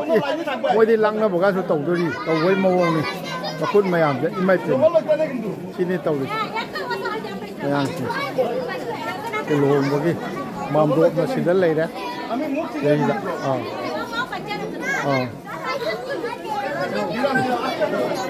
ꯁꯤꯁꯨ ꯅꯨꯡꯉꯥꯏꯕ ꯃꯌꯥꯡ ꯃꯆꯥꯁꯤꯡ ꯃꯌꯥꯡ ꯅꯨꯄꯤ ꯃꯆꯥ ꯑꯉꯥꯡꯁꯤꯡ ꯃꯌꯥꯝ ꯂꯥꯛꯏ ꯍꯣꯔꯦꯟꯁꯨ ꯃꯌꯥꯝ ꯑꯃ ꯂꯥꯛꯈꯤꯅꯤ ꯍꯥꯏꯔꯤ ꯑꯣ ꯗꯣꯈꯤꯅꯥ ꯌꯦꯟꯕꯁꯤ ꯉꯁꯥꯏ ꯅꯨꯄꯥꯅ ꯅꯨꯄꯤ ꯃꯔꯛꯇ ꯌꯦꯟꯕꯗꯨꯅ ꯅꯨꯄꯥꯔꯣꯝꯒꯤ ꯑꯗꯨꯒ ꯅꯨꯄꯤꯅ ꯌꯦꯜꯂꯤꯕꯁꯤꯅ ꯅꯨꯄꯤꯔꯣꯝꯒꯤ ꯁꯤꯁꯨ ꯍꯥꯏꯗꯤ ꯃꯁꯛ ꯈꯪꯕꯅ ꯌꯦꯟꯕꯅꯦꯕ ꯄꯨꯂꯞ ꯌꯦꯟꯕꯗꯤ ꯅꯠꯇꯦꯕ ꯇꯣꯉꯥꯟ ꯅꯠꯇꯦꯅꯦ ꯑꯗꯨꯗꯤ ꯗꯣꯈꯤꯅꯥ ꯑꯅꯤ ꯊꯨꯡꯕꯩ ꯋꯥꯅꯤꯅꯦ ꯑꯣ ꯚꯥꯞꯁꯦ ꯅꯨꯄꯤ ꯃꯌꯨꯝꯒꯤ ꯑꯃꯨꯛ ꯌꯦꯜꯂꯦ ꯗꯣꯈꯤꯅꯥ ꯑꯗꯨꯒ ꯅꯨꯄꯥ ꯃꯌꯨꯝꯒꯤ ꯑꯃꯨꯛ ꯌꯦꯟꯕꯅꯦꯕ ꯗꯣꯈꯤꯅꯥꯁꯦ ꯑꯅꯤꯔꯛ ꯌꯦꯟꯕꯅꯦꯕ ꯑꯣ ꯇꯧꯗꯦ ꯑꯩꯈꯣꯏꯗꯤ ꯍꯩꯖꯤꯡꯄꯣꯠꯇ ꯗꯣꯈꯤꯅꯥ ꯇꯧꯗꯦꯗ ꯈꯥꯟꯅꯕꯒꯗꯤ ꯈꯔ ꯌꯥꯎꯔꯦ ꯍꯧꯖꯤꯛ पैसागा थानबा मयाम मामदोक मयोन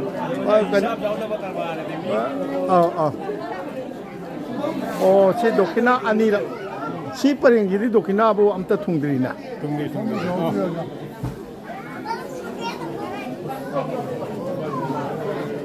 ओ दक्षिणा से नुपी मयुमना अमुक नुपा मयुमना अमुक हजिंगपोक की दक्षिणा होना अनीरक येनबा मसी मसु अखोई मणिपुर दगी टॉप टॉप मसक अमन इस बया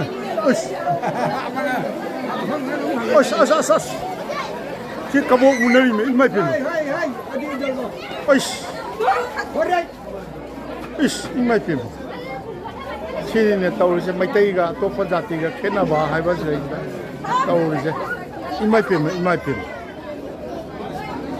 कबो येली लोंगदे कबो येली सिनेबा मोय लाइजा ओ अखोई खोंगाम बमदा फमिबा ओजा अदुम फबिरी ngasi numit chupa phamdori mi longba loidri bawa o kwala na basi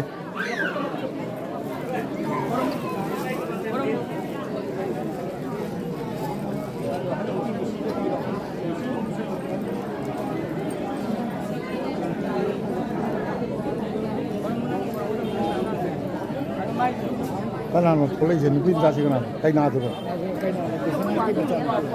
अमा कईना थोलगा बोर की ममादा अखोई हजिंगपोट की दक्षिणा हादि लोइरब मतुंगदा थोलगा खोइरमी मसी मसु अखोई मणिपुरदा कुजबा हाइनै हाये ओजा विश्वनाथ की मचानुपी नाइतोम पोकपिनी ओ बोर की ममादा मनेबोक्ता तारेने मनेबोक्ता कुजबगी सुमाइ तौदना मनेबोकना नांदबी मसी मोजो अनौबा अखोई मणिपुर का खेनबा सना लेपाक मणिपुर का खेनबा लुहोंबगी मसक अमनी सिना करिनो ओ मसीगी मतंग सिदा गिफ्ट ओइना नुपा मयुमदगी पोरकपा ornament sing sana lupa ngamjaba likon मसी खोइरमनी खोइरमगा सिम्बोलिक सिन्नबनी ने को पीबनेबा ममोंदा ओजा नोनी मयामना खंबीबा ओजा नोनी नि लेबि से एनके खुदोब नुंदोब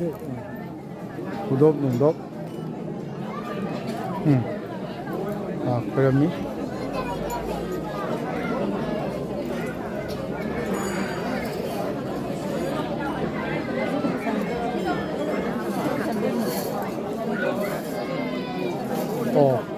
सिम्बोलिक ने सिगै यावरे आइबा कोई सुटकेस अमदा चंगो हेता चंगो केम काइदे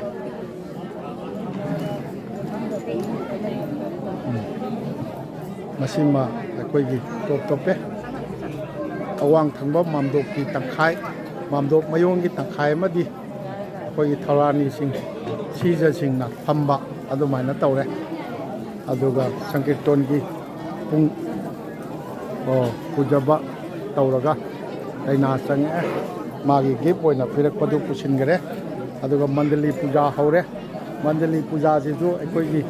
कसार तंपाक लेजदा टॉप टॉप मसक अमा उबा फंगी मसैसदा पुंगी कोटानगी पूजा तौरी मसी मसु याम टॉप टॉप मसक अमनी संकीर्तन हौदोरे संकीर्तन हौबगी अखोई मंडली पूजा खरा खेनै अदुगा अखोई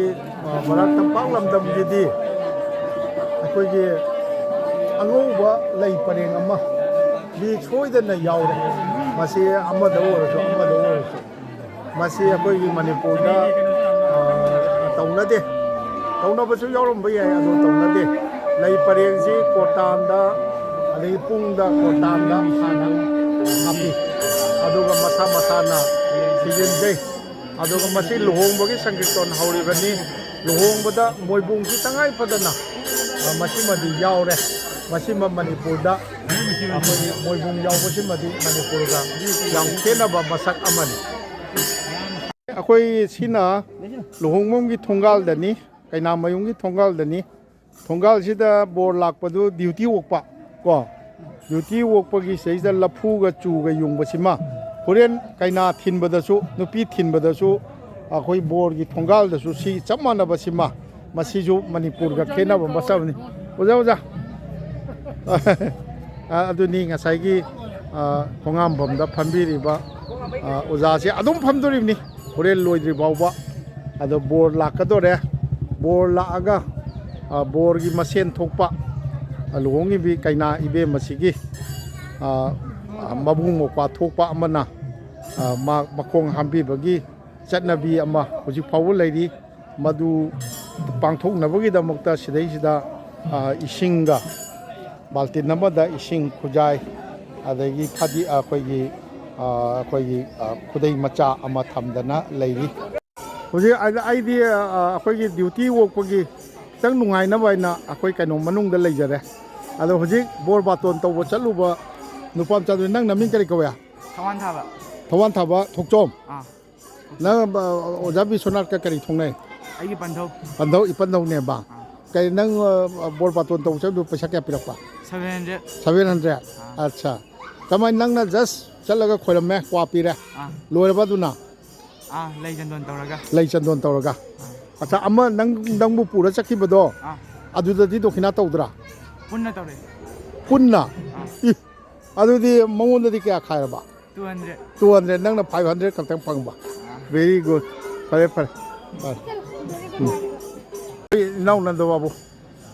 ꯃꯥꯒ ꯆꯠꯃꯤꯟꯅꯒꯦ. ꯉꯁꯥꯏꯒꯤ ꯂꯨꯍꯣꯡꯕ ꯑꯣꯏꯅ ꯂꯨꯍꯣꯡꯕ ꯂꯣꯏꯅꯃꯛꯇ ꯄꯤꯛꯄ ꯆꯥꯎꯕ ꯆꯥꯅꯕꯁꯤ ꯑꯗꯨꯝ ꯁꯤꯜꯂꯤꯅꯤꯀꯣ? ꯆꯥꯅꯕ ꯁꯤꯜꯂꯤꯕꯅꯤ. ꯃꯁꯤ ꯅꯨꯄꯥ ꯃꯌꯨꯝꯒꯤ ꯍꯥꯏꯕ ꯂꯩꯇꯦ, ꯅꯨꯄꯤ ꯃꯌꯨꯝꯒꯤ ꯍꯥꯏꯕ ꯂꯩꯇꯦ. ꯂꯣꯏꯅꯃꯛ ꯆꯥꯔꯤꯃꯤꯅ ꯅꯠꯇ꯭ꯔꯣ? ꯑꯅꯤꯃꯛ ꯆꯪꯉꯛꯑꯒ. ꯉꯁꯤ ꯌꯧꯖꯔꯦ ꯑꯣꯖꯥ. ꯑꯗꯣ ꯃꯌꯥꯝꯁꯤ ꯅꯨꯄꯤꯁꯤꯡꯁꯨ ꯆꯥꯗ꯭ꯔꯣ? ꯆꯥꯗꯤ ꯆꯥꯏ. ꯅꯨꯄꯤꯁꯤꯡꯁꯨ ꯂꯥꯛꯑꯒ ꯆꯥꯗꯣꯏꯅꯦꯕ. ꯑꯗꯒꯤ ꯕꯣꯔꯁꯨ ꯂꯥꯛꯑꯒ ꯆꯥꯗꯥꯏ? ꯆꯥꯔꯤ. ꯕꯣꯔꯗꯣ ꯑꯩ ꯆꯪꯉꯛꯄ ꯉꯥꯏꯖꯦ. ꯕꯣꯔꯁꯨ ꯆꯪꯉꯛꯑꯒ ꯑꯩꯈꯣꯏꯒꯤ ꯃꯥꯒꯤ ꯐꯝꯐꯝꯗꯒꯤ ꯀꯣꯌꯦꯠ ꯊꯅꯝꯃꯒ ꯆꯪꯕꯒꯁꯨ ꯑꯩ ꯎꯖꯔꯦ, ꯊꯦꯡꯅꯖꯈ꯭ꯔꯦ. ꯑꯗꯣ ꯉꯁꯤꯗꯤ ꯀꯔꯝꯍꯥꯏꯅ ꯇꯧꯕꯅꯣ ꯈꯪꯗꯦ. ꯑꯗꯣ ꯂꯥꯛꯑꯒ ꯃꯣꯏ ꯃꯃꯥꯟꯅꯕꯁꯤꯡꯁꯨ ꯆꯥꯅꯅꯕ ꯁꯤꯜꯂꯤꯁꯤꯗ ꯆꯥꯗꯣꯔꯤꯕꯅꯤ. ꯑꯩꯈꯣꯏ ꯍꯣꯔꯦꯟ ꯂꯨꯍꯣꯡꯕ ꯊꯤꯟꯕ ꯆꯠꯄꯗꯅ ꯆꯥꯛ ꯑꯃꯨꯛ ꯆꯥꯗꯣꯏꯕ? ꯅꯨꯄꯤ ꯃꯌꯨꯝꯅ ꯁꯤꯜꯂꯝꯕꯒꯤ ꯃꯇꯨꯡ ꯏꯟꯅ. ꯁꯥꯙꯨ ꯕꯥꯕꯥ ꯂꯥꯛꯏ. ꯁꯥꯙꯨ ꯕꯥꯕꯥꯒ ꯄꯥꯗ꯭ꯔꯗꯤ ꯀꯁꯥꯔꯁꯤ ꯌꯥꯗ꯭ꯔꯦ. ꯀꯩꯅꯣ ꯑꯁꯣꯝꯗꯁꯨ ꯆꯥꯐꯝ ꯂꯩꯔꯤꯕ꯭ꯔꯣ? ꯕꯣꯔ ꯂꯥꯛꯑꯦ. ꯕꯣꯔ ꯂꯧꯔꯒ ꯁꯤꯗꯩꯁꯤꯗ ꯑꯩꯈꯣꯏꯒꯤ ꯗ꯭ꯌꯨꯇꯤ ꯑꯣꯛꯅꯅꯕ ꯉꯁꯥꯏꯒꯤ ꯂꯐꯨ ꯆꯨ ꯌꯨꯡꯕ ꯃꯐꯝꯁꯤꯗ ꯇꯧꯔꯤ. ꯃꯁꯤꯗꯩꯁꯤꯗ ꯑꯩꯈꯣꯏꯒꯤ ꯄꯨꯡꯇꯣꯞ ꯇꯣꯞꯄ ꯑꯃꯅ ꯀꯩꯅꯥꯒꯤ ꯃꯃꯥ ꯂꯩꯇ꯭ꯔꯒꯗꯤ ꯃꯃꯥ ꯁꯛꯄꯤꯅ ꯇꯥꯔꯦꯅ. ꯀꯕꯣꯛ ꯆꯥꯏꯗꯣꯏꯁꯦ ꯃꯃꯥ ꯁꯛꯄꯤꯅ ꯀꯕꯣꯛ ꯆꯥꯏꯒꯅꯤ. ꯃꯁꯤꯃꯁꯨ ꯑꯩꯈꯣꯏꯒꯤ ꯃꯅꯤꯄꯨꯔꯗꯒꯤ ꯇꯣꯞ ꯇꯣꯞꯄ ꯃꯁꯛ ꯑꯃꯅꯤ.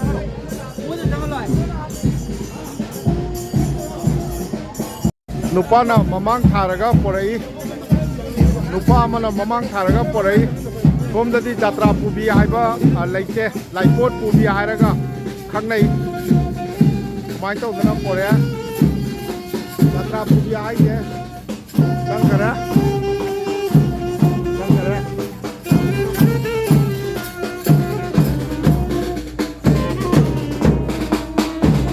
ꯍꯤꯗꯥꯛꯄꯨ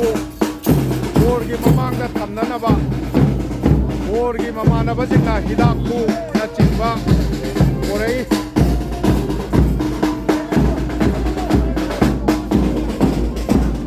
ꯄꯣꯂꯥꯡ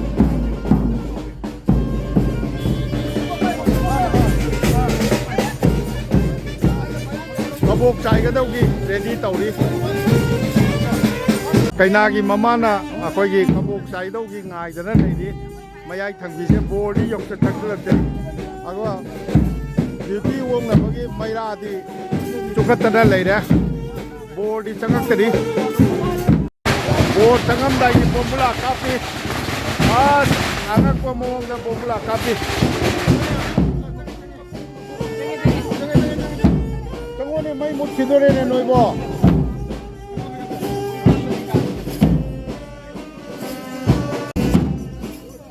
ꯕꯣꯔ ꯌꯧꯁꯤꯜꯂꯛꯑꯦ. ꯕꯣꯔ ꯌꯧꯔꯦ.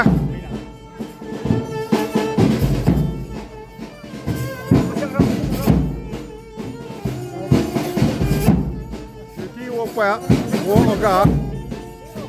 ꯁꯣꯝꯗ ꯂꯩꯁꯤꯜꯂꯛꯄꯁꯤꯗ ꯀꯩꯅꯥꯒꯤ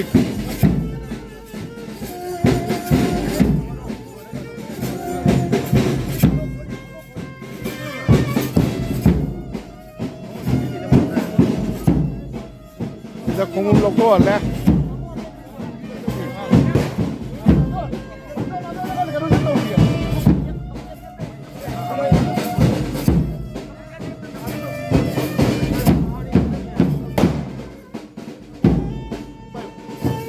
Yama Yami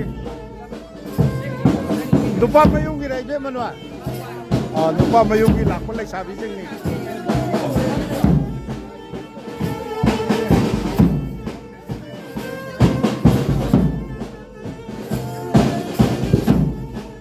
Lupa Mayung Dagi Lakpi like Sabi Singh ni Masih Majo Aikoi Ki Oja 8K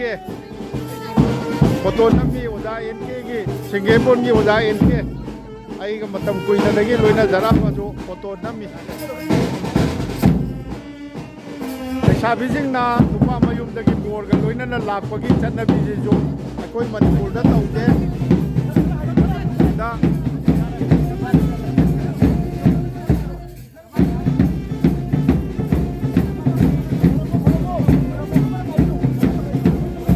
Maniambukta koyokani kabuk saidore kabuk saire Maniambuk haidi nubi msagi mamana borda kabuk saire ga koi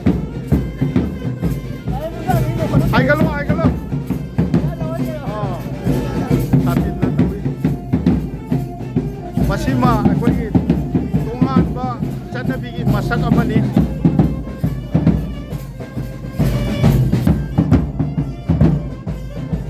Changaga Masel Ding Kopa Mana Uri Makong Hami Dori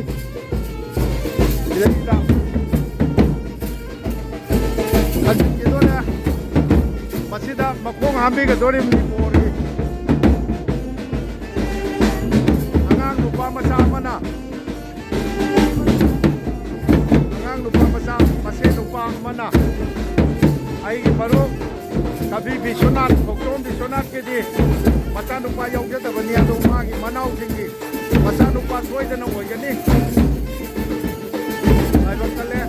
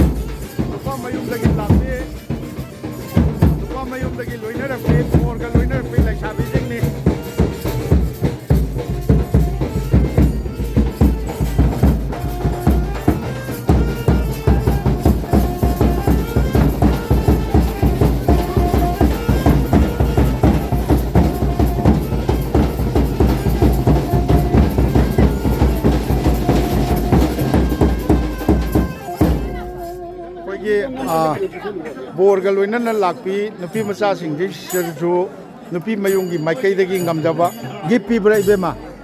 pirakani gift sing pirakani ꯑꯗꯨꯒ ꯉꯁꯥꯏ ꯑꯩꯈꯣꯏꯒꯤ ꯅꯨꯄꯤ ꯃꯌꯨꯝꯒꯤ ꯂꯩꯀꯥꯏꯒꯤ ꯆꯪꯈꯤꯕꯤ ꯅꯨꯄꯤ ꯃꯆꯥꯁꯤꯡꯗꯨꯅ ꯑꯩꯈꯣꯏꯒꯤ ꯅꯨꯄꯥ ꯃꯌꯨꯝꯅ ꯄꯣꯔꯛꯄ ꯉꯝꯖꯕ ꯆꯥꯎꯕ ꯆꯥꯎꯗꯕ ꯍꯥꯏꯗꯨꯅ ꯑꯇꯣꯞꯄ ꯋꯥꯐꯝ ꯑꯃꯅꯤ ꯃꯄꯥꯟ ꯅꯥꯏꯗꯕ ꯍꯥꯏꯕꯅꯤ ꯑꯗꯨ ꯄꯤꯒꯗꯧꯔꯤꯕꯅꯤ ꯑꯩꯒꯤ ꯃꯔꯨꯞ ꯀꯕꯤ ꯊꯣꯛꯆꯣꯝ ꯕꯤꯁ꯭ꯋꯅꯥꯊꯀꯤ ꯂꯨꯍꯣꯡꯕꯁꯤ ꯌꯥꯝ ꯆꯝꯅ ꯁꯤꯟꯖꯕ ꯃꯥꯅ ꯉꯝꯖꯕ ꯃꯑꯣꯡꯗ ꯆꯝꯅ ꯁꯤꯟꯖꯔꯒꯁꯨ ꯃꯤꯗꯤ ꯑꯣꯀꯥꯛ ꯌꯥꯝꯅ ꯌꯥꯝꯃꯦ ꯑꯩꯈꯣꯏꯒꯤ ꯕꯔꯥꯛ ꯇꯝꯄꯥꯛꯀꯤ ꯀꯁꯥꯔꯒꯤ ꯃꯔꯨꯑꯣꯏꯅ ꯀꯁꯥꯔ ꯗꯤꯁꯇ꯭ꯔꯤꯛꯀꯤ ꯑꯣꯖꯥ ꯑꯍꯜ ꯂꯃꯟꯁꯤꯡ ꯀꯔꯤꯁꯤꯡ ꯈꯪꯅ ꯆꯥꯟꯅꯕ ꯃꯌꯥꯝ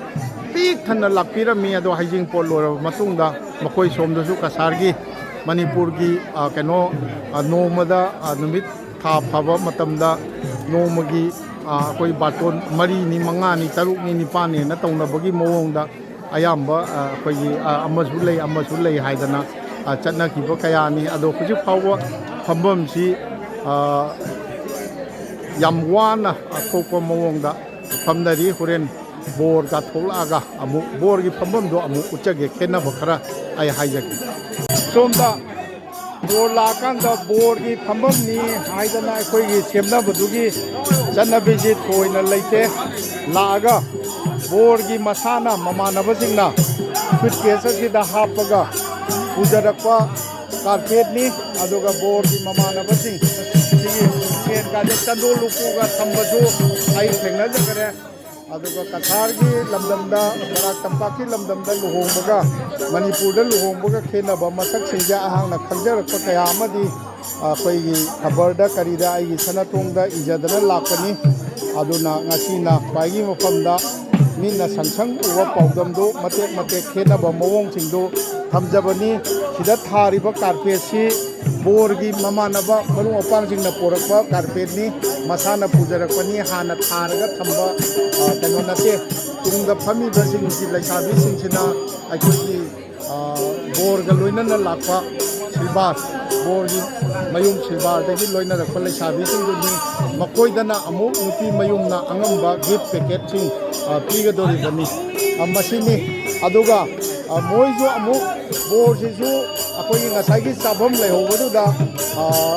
ꯆꯥꯕ ꯑꯃꯨꯛ ꯆꯪꯉꯨꯒꯗꯧꯔꯤꯕꯅꯤ ꯉꯝꯖꯕ ꯅꯨꯄꯤ ꯃꯌꯨꯝꯅ ꯂꯥꯡꯖꯔꯤꯕ ꯑꯆꯥ ꯑꯊꯛꯁꯤꯡꯗꯨ ꯆꯥꯔꯨꯔꯒ ꯑꯃꯨꯛ ꯊꯣꯛꯂꯛꯀꯗꯧꯔꯤꯕꯅꯤ ꯃꯗꯨ ꯆꯥꯕ ꯆꯪꯕ ꯃꯇꯥꯡꯗ ꯑꯃꯨꯛ ꯎꯠꯆꯔꯛꯀꯦ ꯕꯣꯔ ꯍꯧꯒꯠꯂꯤꯁꯤ ꯀꯩꯗꯧꯗꯣꯏꯅꯣ ꯑꯣꯖꯥ ꯀꯩꯗꯧꯗꯣꯏꯅꯣ ꯑꯁꯦ ꯑꯣ ꯂꯩ ꯆꯟꯗꯣꯟ ꯆꯪꯗꯣꯔꯤꯕ ꯑꯗꯨꯒ ꯑꯃꯨꯛ ꯊꯣꯛꯂꯛꯀꯗꯣꯔꯤꯔꯥ ꯈꯣꯏꯔꯝꯗꯣꯔꯤꯕ ꯑꯣ ꯁꯤꯅꯤ ꯃꯁꯤꯁꯨ ꯑꯩꯈꯣꯏꯒꯤ ꯇꯣꯉꯥꯟꯕ ꯃꯁꯛ ꯑꯃꯅꯤ ꯂꯩ ꯆꯟꯗꯣꯟ ꯆꯪꯕ ꯍꯥꯏꯗꯅ ꯃꯥꯒꯤ ꯐꯝꯐꯝꯁꯤꯗ ꯂꯩꯔꯦ ꯐꯝꯐꯝꯁꯤꯗꯒꯤ ꯆꯪꯉꯒ ꯂꯩ ꯆꯟꯗꯣꯟ ꯆꯪꯕ ꯍꯥꯏꯗꯅ ꯂꯩ ꯆꯟꯗꯣꯟ ꯆꯪꯕ ꯍꯥꯏꯕꯅꯤꯀꯣ ꯂꯩ ꯙꯃꯥꯟꯒꯤ ꯍꯥꯏꯗꯤ ꯕꯣꯔꯒꯤ ꯂꯩ ꯆꯟꯗꯣꯟ ꯆꯪꯕ ꯍꯥꯏꯗꯅ ꯁꯪꯀꯤꯔꯇꯣꯟꯒꯤ ꯄꯥꯂꯥꯁꯤꯡꯗ ꯆꯪꯕꯒꯤ ꯚꯥꯞꯅꯤ ꯀ꯭ꯋꯥꯁꯨ ꯂꯥꯟꯒꯗꯣꯔꯤ ꯀ꯭ꯋꯥ ꯑꯃ ꯙꯃꯥꯟꯅ ꯂꯦꯞꯇꯅ ꯂꯩꯔꯁꯨ ꯍꯥꯏꯗꯤ ꯙꯃꯥꯟ ꯍꯥꯏꯕꯗꯤ ꯕꯣꯔꯒꯤ ꯃꯥꯏꯀꯩꯗꯒꯤ ꯀ꯭ꯋꯥꯁꯤ ꯕꯣꯔꯒꯤ ꯃꯥꯏꯀꯩꯗꯒꯤ ꯇꯥꯔꯦꯅꯦ ꯕꯣꯔꯒꯤ ꯃꯥꯏꯀꯩꯗꯒꯤ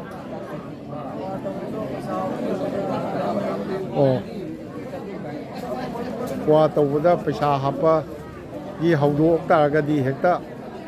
ꯆꯠꯅꯔꯛꯀꯗꯣꯔꯤꯕꯅꯤ ꯄꯩꯁा ꯍꯥꯞꯄꯒꯤ ꯊꯕꯛꯁꯤ ꯌꯥꯔꯤꯈꯩ ꯍꯧꯗꯣꯛꯅꯗꯕꯗꯤ ꯐꯕꯅꯤ ꯑꯗꯣ ꯄꯩꯁꯥ ꯍꯥꯞꯀꯗꯕꯅꯤ ꯍꯥꯏꯅ ꯍꯥꯏꯔꯛꯄꯁꯨ ꯇꯥꯏ ꯕꯣꯔꯒꯤ ꯃꯥꯏꯀꯩꯗꯒꯤ ꯕꯣꯔ ꯂꯦꯞꯇꯅ ꯂꯩ ꯑꯗꯨꯒ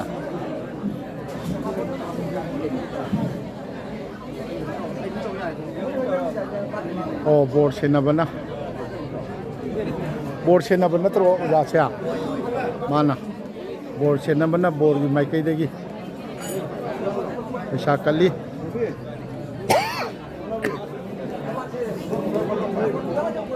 ꯆꯥꯎꯔꯥꯛꯅ ꯍꯥꯏꯐꯦꯠ ꯇꯞ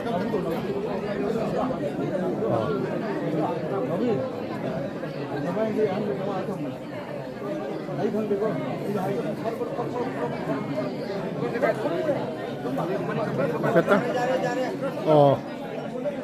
ꯁꯨꯃꯥꯏꯅ ꯈꯣꯏꯔꯝꯃꯒ ꯁꯣꯝꯗꯁꯨ ꯑꯃꯨꯛ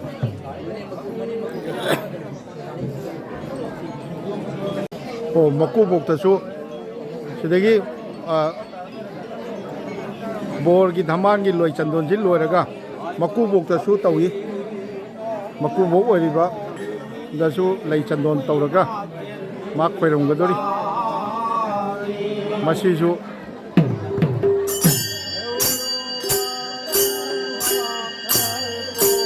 ꯁꯤꯗꯁꯨ ꯈꯣꯏꯔꯝꯃꯤ लोरे बोर की लई चंदोल लोरे सिजु मणिपुर का मणिपुर तौई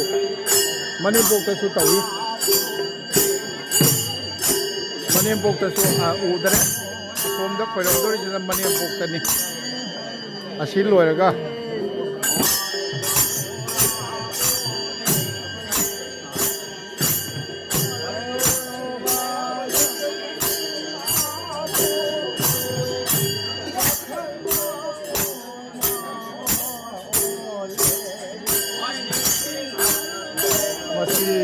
मणिपुर की लुहोंबगी मैतई लुहोंबगी मसक्का मराक तंपाकी लुहोंबगी मसक्का खेनबा यामना चावना खेनबा मसक्सिंगी मनुंगा अमनी हाइना लौब याय बोर की लई चंदोन मरक्ता चंगबची चंगुरगा थोलागा मा हानगी फंबमना अमुक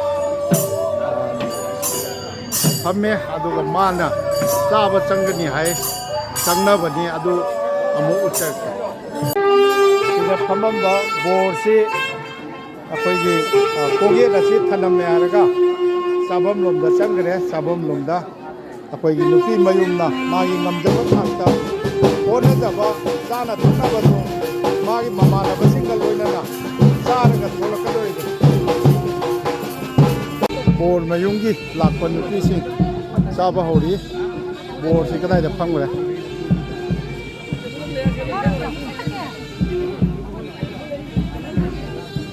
बोर कौन फंगरे ओ सिदा बोर बोर बोर की ममानब बोर सेनबदी याउद्रो ओ बोर सेनबगा बोरगा मसीजो अखोइगी मणिपुर की चटनबीगा यामना खेनबा अखोइगी बोर कोयेक हेक येलगा जात्रा तौरखिबदैदी हन्ना येंबा यादे नाक येत येंबा यादे गायना लई अदो अखोइ सोंगिना चटनबी अखोइगी नुपी मयुंगी कैनोना ngमजबा मवोंगदा सिंजबा चाना थनबदुनी नुपी मयुं नुपा बोरोंगी नुपी ngakani से लईसे नत्रो सोंगी नुपी मयाम चादोरिबसे सराजो नुपी यान चाबसे अयोंता थुकचौगेबा हाना सिनी बोरना चाब चंगिबसे मिनिट 10 मरी मंगा फाजले सिगी मनुंगसिदा संकीर्तन की मयाइदा संकीर्तन की पाला सिंगसु मपान थोलक्तना पोथाय अदुगा साइगे सोमदा बेन पार्टी लैबसिना शिक्षा फोनसी याम फजना खोंगरे कोगी मितेगी सैदा अरोइबदा थमना खेंजोंगना पोंजै हाइबदो तौगी अदुम खोंगदना लई हौजिक नाक्तंग लेपसिदैदा आइना हाइजबनी संकीर्तन मयाइसी पुंहांग हांगागा लई अखोगी बोर्ड चाब चंगरी थोलक्तरी सिना बेन पार्टी ना अदुम खोंगदना लई अमुसु खोंगिदोइरो हुजिसु अमु मखा ताखिदोइरो सिनी मखा तादोरि बेन अदुम खोंगदना लई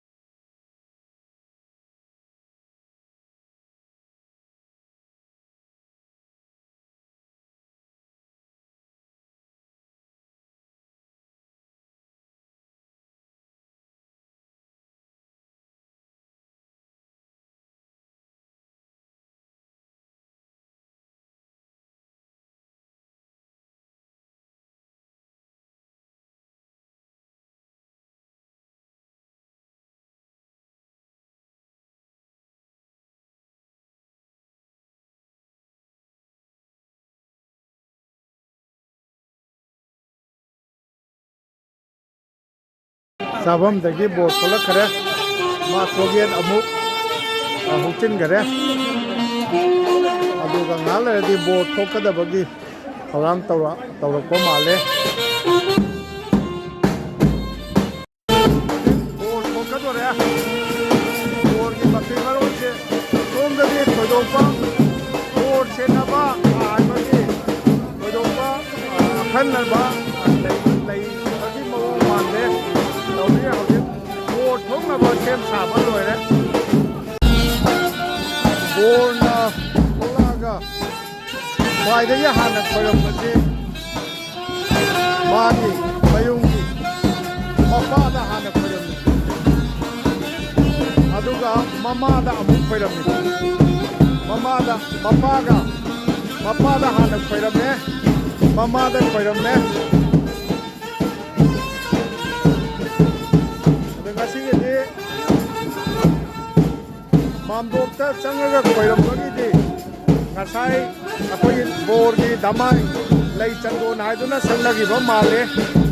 ꯑꯗꯨꯒ ꯑꯩꯒꯤ ꯃꯔꯨꯞ ꯀꯕꯤ ꯑꯣꯖꯥ ꯊꯣꯛꯆꯣꯝ ꯕꯤꯁ꯭ꯋꯅꯥꯊꯀꯤ ꯃꯆꯥꯅꯨꯄꯤ ꯅꯥꯏꯇꯣꯝ ꯄꯣꯛꯄꯤ ꯃꯣꯃꯣꯈꯥ ꯂꯨꯍꯣꯡꯕꯁꯤꯗꯗꯤ ꯂꯨꯍꯣꯡꯐꯥꯟ ꯃꯍꯨꯠꯇ ꯑꯩꯈꯣꯏꯒꯤ ꯃꯈꯥꯗ ꯐꯝꯕ ꯑꯣꯏꯅ ꯇꯧꯏ ꯃꯐꯝ ꯈꯔꯗꯗꯤ ꯁꯣꯐꯥ ꯇꯧꯔꯒ ꯁꯣꯐꯥ ꯊꯥꯔꯒ ꯐꯝꯕ ꯊꯦꯡꯅꯖꯈ꯭ꯔꯦ ꯃꯁꯤꯗ ꯃꯅꯤꯄꯨꯔꯒ ꯌꯥꯝꯅ ꯈꯦꯠꯅꯕ ꯃꯁꯛ ꯂꯩꯔꯤꯁꯤ ꯕꯣꯔꯒꯤ ꯃꯇꯨꯡꯗ ꯕꯣꯔꯅ ꯐꯝꯃꯤꯕꯁꯦ ꯅꯣꯡꯄꯣꯛ ꯑꯣꯜꯂꯒꯅꯤ ꯕꯣꯔꯒꯤ ꯃꯃꯥꯅ ꯅꯣꯡꯆꯨꯞꯇ ꯅꯣꯡꯄꯣꯛ ꯑꯣꯜꯂꯒ ꯐꯝꯃꯦ ꯕꯣꯔꯒꯤ ꯃꯇꯨꯡꯗ ꯃꯃꯥ ꯂꯩꯈꯔꯦ ꯕꯣꯔꯒꯤ ꯃꯃꯥꯏ ꯑꯁꯤ ꯃꯃꯥꯅ ꯎꯗꯔꯦ ꯑꯗꯒꯤ ꯁꯣꯝꯗꯁꯨ ꯁꯣꯝꯗꯗꯤ ꯃꯥꯒꯤ ꯃꯃꯥꯟꯅꯕꯁꯤꯡ ꯐꯝꯕꯗꯨ ꯇꯧꯔꯦ ꯑꯩꯈꯣꯏꯒꯤ ꯕꯣꯔꯒꯤ ꯃꯌꯨꯝꯗꯒꯤ ꯂꯣꯏꯅꯔꯛꯄ ꯅꯨꯄꯤ ꯃꯆꯥꯁꯤꯡ ꯑꯗꯨꯅ ꯐꯝꯃꯤ ꯃꯁꯤꯒꯤ ꯋꯥꯈꯜꯂꯣꯟꯁꯤ ꯋꯥꯉꯨꯂꯣꯟꯁꯤ ꯀꯔꯤꯅꯣ ꯍꯥꯏꯕꯁꯤ ꯑꯩꯍꯥꯛꯅ ꯈꯕꯔꯗ ꯏꯕꯗꯁꯨ ꯍꯥꯏꯖꯈ꯭ꯔꯕꯅꯤ ꯑꯩꯈꯣꯏꯒꯤ ꯏꯝꯐꯥꯜꯗꯅ ꯕꯣꯔ ꯄꯣꯛꯄꯤ ꯃꯃꯥ ꯅꯠꯇ꯭ꯔꯒ ꯃꯃꯥ ꯁꯛꯄꯤꯗꯨꯅ ꯆꯞ ꯆꯥꯅ ꯑꯩꯈꯣꯏꯒꯤ ꯅꯣꯡꯄꯣꯛꯇꯒꯤ ꯅꯣꯡꯆꯨꯞ ꯑꯣꯜꯂꯒ ꯐꯝꯃꯒ ꯕꯣꯔꯅ ꯅꯣꯡꯆꯨꯞꯇꯒꯤ ꯅꯣꯡꯄꯣꯛ ꯑꯣꯜꯂꯒ ꯐꯝꯃꯒ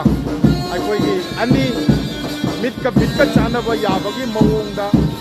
ꯐꯝꯃꯤꯟꯅꯕꯅꯤ ꯑꯩꯈꯣꯏꯒꯤ ꯇꯥꯏꯔꯦꯟ ꯊꯥꯕ ꯁꯨꯃꯥꯡꯒꯤ ꯕꯨꯡꯕꯨ ꯑꯣꯏꯔꯕꯁꯨ ꯇꯨꯜꯁꯤꯕꯨꯡꯕꯨ ꯑꯣꯏꯔꯕꯁꯨ ꯑꯗꯨꯗ ꯇꯧꯕꯅꯤ ꯑꯗꯣ ꯃꯁꯤꯃꯗꯤ ꯕꯣꯔꯒꯤ ꯇꯨꯡꯗ ꯑꯩꯈꯣꯏꯒꯤ ꯕꯣꯔ ꯄꯣꯛꯄꯤ ꯃꯃꯥ ꯏꯕꯦꯝꯃꯅ ꯐꯝꯈꯔꯦ ꯃꯃꯥ ꯏꯕꯦꯝꯃꯅꯤ ꯁꯤꯗ ꯐꯝꯃꯤꯁꯦ ꯑꯗꯨꯒ ꯃꯥꯒꯤ ꯃꯃꯥꯡꯗ ꯃꯃꯥꯅ ꯑꯩꯈꯣꯏꯒꯤ ꯃꯆꯥꯅꯨꯄꯥꯅ ꯇꯨꯡ ꯑꯣꯟꯁꯤꯜꯂꯒ ꯐꯝꯃꯦ ꯃꯁꯤꯃ ꯑꯩꯈꯣꯏꯒꯤ ꯕꯔꯥꯛ ꯇꯝꯄꯥꯛꯀꯤ ꯍꯥꯏꯕꯗꯤ ꯃꯅꯤꯄꯨꯔ ꯃꯄꯥꯟꯒꯤ ꯂꯨꯍꯣꯡꯕꯒ ꯃꯅꯤꯄꯨꯔꯒꯤ ꯂꯨꯍꯣꯡꯕꯒ ꯌꯥꯝꯅ ꯈꯦꯠꯅꯕ ꯃꯁꯛ ꯑꯃꯅꯤ ꯕꯦꯟꯒꯤ ꯃꯈꯣꯟꯁꯤ ꯑꯩꯈꯣꯏꯒꯤ ꯂꯦꯞꯈꯤꯉꯩꯁꯤꯗ ꯑꯃꯨꯛ ꯍꯥꯏꯖꯒꯦ ꯕꯣꯔꯅ ꯐꯝꯃꯤꯕꯁꯤ ꯑꯩꯈꯣꯏꯒꯤ ꯅꯣꯡꯄꯣꯛ ꯑꯣꯜꯂꯒꯅꯤ ꯐꯝꯃꯤꯁꯦ ꯑꯩꯈꯣꯏꯒꯤ ꯑꯇꯩ ꯃꯐꯝꯗ ꯃꯁꯤꯒꯤ ꯃꯈꯥꯗ ꯐꯛꯇ ꯐꯝꯕꯁꯤꯒꯤꯗꯤ ꯅꯤꯌꯣꯝ ꯑꯃ ꯂꯩꯔꯝꯒꯅꯤ ꯃꯅꯤꯄꯨꯔꯗꯁꯨ ꯐꯛꯇ ꯐꯝꯅꯕꯁꯨ ꯑꯗꯨꯝ ꯌꯥꯎꯏ ꯑꯗꯨꯒ ꯃꯄꯥꯟ ꯃꯅꯤꯄꯨꯔꯒꯤ ꯃꯩꯇꯩ ꯂꯨꯍꯣꯡꯕꯗ ꯁꯣꯐꯥ ꯊꯥꯔꯒ ꯐꯝꯕꯁꯨ ꯀꯌా ꯑꯃ ꯊꯦꯡꯅꯖꯈꯔꯦ ꯃꯅꯤꯄꯨꯔꯒ ꯆꯞ ꯃꯥꯟꯅꯅ ꯂꯨꯍꯣꯡꯐꯥꯟ ꯐꯝꯕꯁꯨ ꯌꯥꯎꯕ꯭ꯔꯣ ꯂꯨꯍꯣꯡꯐꯥꯟ ꯃꯅꯤꯄꯨꯔꯒ ꯃꯥꯟꯅꯅ ꯃꯁꯤꯗꯤ ꯆꯠꯅꯕꯤ ꯑꯃ ꯁꯥꯒꯩꯒꯤ ꯌꯦꯛꯀꯤ ꯅꯠꯇ꯭ꯔꯒ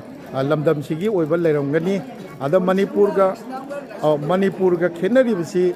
ꯕꯣꯔꯅ ꯅꯣꯡꯆꯨꯞꯇꯒꯤ ꯑꯩꯈꯣꯏꯒꯤ ꯅꯣꯡꯄꯣꯛ ꯑꯣꯟꯗꯅ ꯐꯝꯈ꯭ꯔꯦ ꯑꯗꯨꯒ ꯕꯣꯔꯒꯤ ꯃꯇꯨꯡꯗ ꯑꯃꯨꯛ ꯕꯣꯔꯒꯤ ꯃꯃꯥ ꯏꯕꯦꯝꯃꯅ ꯑꯩꯈꯣꯏꯒꯤ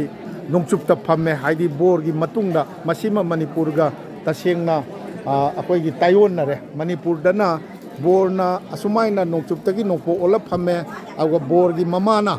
ꯅꯣꯡꯄꯣꯛꯇꯒꯤ ꯅꯣꯡꯆꯨꯞ ꯑꯣꯜꯂ ꯐꯝꯃꯒ ꯃꯕꯥꯅꯤ ꯃꯤꯠꯀ ꯆꯥꯟꯅꯕ ꯌꯥꯕꯒꯤ ꯃꯑꯣꯡꯗ ꯇꯥꯏꯔꯦꯟꯒꯤ ꯕꯨꯡ ꯑꯣꯏꯔꯁꯨ ꯇꯨꯜꯁꯤꯕꯨꯡ ꯑꯣꯏꯔꯁꯨ ꯑꯗꯨꯃꯥꯏꯅ ꯂꯩꯕ ꯃꯁꯤꯃ ꯌꯥꯝ ꯈꯦꯠꯅꯕ ꯃꯁꯛ ꯑꯃꯅꯤ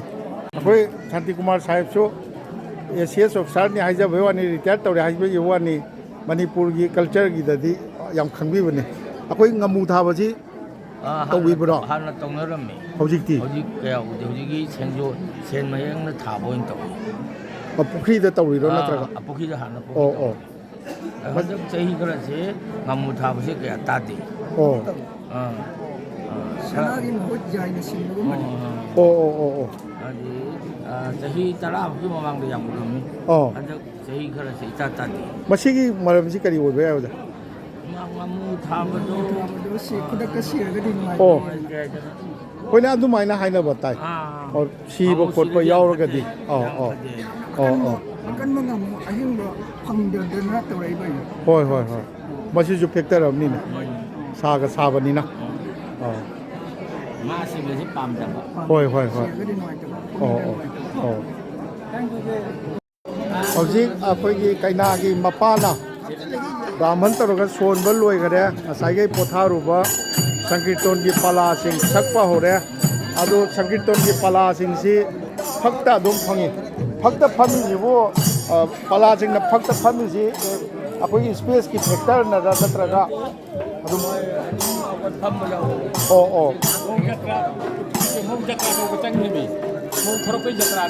ꯑꯣ ꯆꯪꯈ꯭ꯔꯤꯁꯦ ꯑꯗ ꯑꯩꯅ ꯍꯥꯏꯅ ꯁꯪꯀꯤꯔꯇꯣꯟꯒꯤ ꯀꯥꯡꯕꯨꯅ ꯐꯛꯇ ꯐꯝꯃꯤꯁꯦ ꯑꯗꯨꯝ ꯆꯠꯅꯕ꯭ꯔꯥ ꯑꯣ ꯆꯠꯅꯕꯤꯅꯦꯕ ꯃꯁꯤꯃꯁꯨ ꯑꯩꯈꯣꯏꯒꯤ ꯃꯅꯤꯄꯨꯔꯒꯤꯒ ꯈꯦꯠꯅꯕꯅꯤ ꯑꯩꯈꯣꯏꯒꯤ ꯉꯁꯥꯏꯒꯤ ꯄꯣꯊꯥꯗꯨꯅ ꯂꯩꯕꯤꯔꯨꯕꯁꯤꯡꯗꯨ ꯁꯪꯀꯤꯔꯇꯣꯟꯒꯤ ꯄꯥꯂꯥꯁꯤꯡꯁꯤ ꯑꯩꯈꯣꯏꯒꯤ ꯐꯛꯇ ꯑꯗꯨꯝ ꯐꯝꯕꯤ ꯃꯥꯝꯗꯣꯞ ꯃꯌꯣꯟꯒꯤ ꯑꯀꯣꯏꯕꯒꯤ ꯐꯛꯁꯤꯗ ꯑꯗꯨꯝ ꯐꯝꯕꯤ ꯃꯁꯤꯃꯁꯨ ꯃꯅꯤꯄꯨꯔꯒ ꯈꯦꯠꯅꯕ ꯃꯁꯛ ꯑꯃꯅꯤ ꯀꯩꯅꯥꯒꯤ ꯃꯄꯥ ꯑꯣꯖꯥ ꯊꯣꯛꯆꯣꯝ ꯕꯤꯁ꯭ꯋꯅꯥꯊ ꯑꯩꯒꯤ ꯃꯔꯨꯞ ꯀꯕꯤ ꯕꯤꯁ꯭ꯋꯅꯥꯊꯅ ꯆꯥ ꯑꯃꯇꯪ ꯊꯛꯄꯤꯌꯨ ꯑꯩꯗꯤ ꯊꯛꯅꯤꯡꯗꯕꯅꯤ ꯈꯦꯠꯅꯕ ꯀꯩꯅꯣꯝ ꯂꯥꯛꯑꯒꯗꯤ ꯍꯦꯛꯇ ꯆꯦꯟꯁꯤꯜꯂꯒ ꯅꯝꯅꯤꯡꯕ ꯑꯗꯨꯅꯤ ꯊꯦꯡꯀ꯭ꯌꯨ ꯆꯥꯁꯤ ꯑꯣꯖꯥ ꯀꯩꯅꯥꯒꯤ ꯃꯄꯥꯃꯛꯅ ꯂꯥꯟꯕꯤꯔꯔꯕꯅꯤꯅ ꯑꯩ ꯊꯛꯆꯗꯕ ꯌꯥꯗ꯭ꯔꯦ ꯑꯩꯈꯣꯏꯒꯤ ꯅꯨꯄꯤꯁꯤꯡꯁꯨ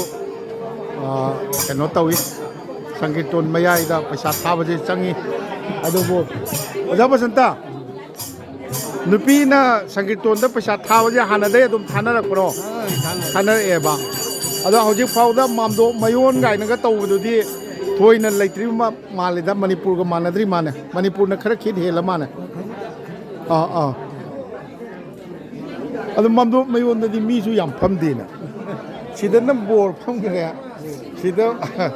ꯀꯔꯤꯅꯣ ꯃꯥꯃꯣꯟ ꯑꯃꯈꯛ ꯐꯝꯃꯒ ꯄꯥꯂꯥ ꯐꯝꯈ꯭ꯔꯦ ꯃꯥꯝꯗꯣꯞ ꯃꯌꯣꯟꯗꯗꯤ ꯊꯥꯐꯝꯁꯨ ꯂꯩꯇꯦ ꯁꯨꯃꯥꯏꯅ ꯇꯧꯏ ꯑꯗꯨꯒ ꯕꯣꯔ ꯁꯦꯟꯅꯕꯁꯤꯅ ꯍꯨꯃꯥꯏ ꯍꯦꯛ ꯍꯨꯝꯃꯤ ꯕꯣꯔꯒꯤ ꯍꯨꯃꯥꯏ ꯑꯃ ꯄꯥꯏ ꯑꯗꯨꯒ ꯍꯨꯃꯥꯏ ꯍꯦꯛ ꯍꯨꯝꯃꯤ ꯀꯩꯅꯥ ꯊꯣꯛꯂꯛꯀꯗꯣꯔꯦ ꯕꯣꯔ ꯁꯦꯟꯅꯕꯒꯤ ꯃꯑꯣꯡꯁꯤ ꯑꯩ ꯍꯥꯟꯅꯁꯨ ꯎꯖꯈ꯭ꯔꯦ ꯑꯩꯈꯣꯏ ꯃꯃꯥꯟꯅꯕ ꯑꯃꯅꯒꯁꯨ ꯅꯥꯀꯟꯒꯤ ꯑꯩꯒꯤ ꯌꯦꯠ ꯂꯣꯝꯗ ꯂꯦꯞꯄꯤꯕꯁꯤ ꯕꯣꯔꯒꯤ ꯃꯃꯥꯟꯅꯕꯅꯤ ꯃꯥꯅꯒꯁꯨ ꯆꯪꯉꯛꯑꯒ ꯕꯣꯔꯒꯤ ꯃꯃꯥꯏꯒ ꯔꯨꯃꯥꯜꯅꯒ ꯑꯗꯨꯝ ꯅꯥꯟꯊꯣꯛꯄꯤ ꯃꯁꯤ ꯑꯇꯩ ꯃꯐꯝꯗꯁꯨ ꯑꯩ ꯃꯄꯥꯟꯗ ꯂꯨꯍꯣꯡꯕ 2-3ꯂꯛ ꯌꯥꯎꯖꯈꯔꯦ ꯏꯃꯥꯟ ꯃꯥꯟꯅꯕ ꯃꯑꯣꯡꯒꯤꯅꯤ ꯉꯁꯥꯏꯒꯤ ꯄꯥꯎꯗꯝꯖꯔꯛꯏꯕꯁꯦ ꯈꯕꯔꯗ ꯀꯔꯤꯗꯗꯤ ꯏꯖꯈ꯭ꯔꯕꯅꯤ ꯁꯤꯅꯤ ꯇꯧꯔꯤꯁꯦ ꯑꯩꯈꯣꯏꯒꯤ ꯕꯣꯔ ꯁꯦꯟꯅꯕ ꯀꯥꯏꯅ ꯃꯁꯤꯒꯤ ꯀꯩꯅꯣꯁꯤꯃ ꯑꯩꯈꯣꯏꯒꯤ ꯃꯅꯤꯄꯨꯔꯗ ꯇꯧꯅꯔꯤꯕꯁꯤꯒ ꯌꯥꯝꯅ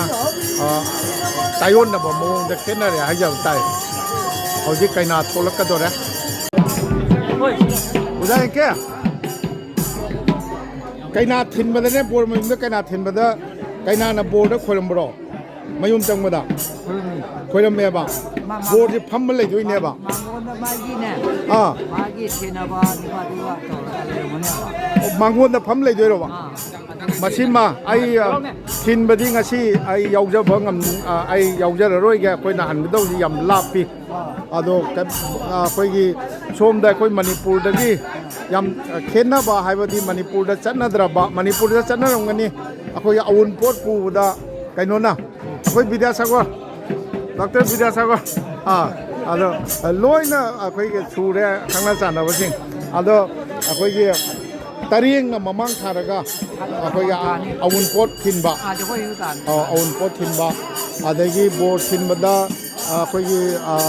ꯃꯅꯦꯝ ꯃꯀꯨꯅ ꯑꯣꯛꯄꯗ ꯗ꯭ꯌꯨꯇꯤ ꯑꯣꯛꯄꯗ ꯂꯐꯨ ꯆꯨ ꯌꯨꯡꯕ ꯃꯁꯤꯃ ꯑꯩꯈꯣꯏꯒꯤ ꯑꯗꯨꯅꯤ ꯇꯧꯔꯤꯁꯦ ꯈꯦꯠꯅꯕ ꯀꯌꯥꯗꯣ ꯑꯩꯈꯣꯏꯅ ꯃꯧ ꯊꯤꯟꯕꯗꯤ ꯀꯩꯅꯥ ꯊꯤꯟꯕꯗꯤ ꯌꯥꯎꯖꯔꯔꯣꯏꯗꯧꯕꯅꯤ나 ꯑꯩꯈꯣꯏꯒꯤ ꯂꯩ ꯀꯣꯏꯕ ꯂꯣꯏꯕ ꯐꯥꯎꯕ ꯂꯩ ꯍꯨꯛꯅꯕ ꯐꯥꯎꯕ ꯌꯥꯎꯖꯔꯒ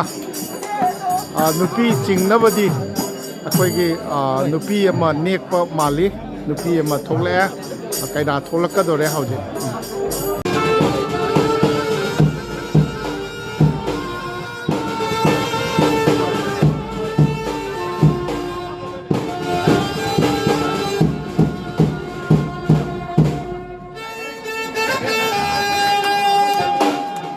कैना थोलकपदा मपाना फमदना लेरगा अखोइगी तमजबा उदोल पुन अमा तमदना मपाना मबुंगसिंगना अखोइगी मकोक्ता नाथबिबा नुंगाई याइफा अखोइगी कुबीबगी मवोंग अदुदि मफमसिदा उबा फंगदे कैदा थोले अगांग नुपी मचा अमा कजेंग लई तौरी अगांग नुपी मचा अमा याउरी अखोइगी कैना थोलकपसिदा कैना चिंगेदबी अखोइगी इबेमा असिगी मथक्ता कैनागी ममानबी मरी मता ओरंबसु याय अमना थोगा कुमाई कासु कुमी मसीसु अखोइगी मणिपुरगी मपान लुहोंगबदा अखोइगिना कैना थोकपा मतमदा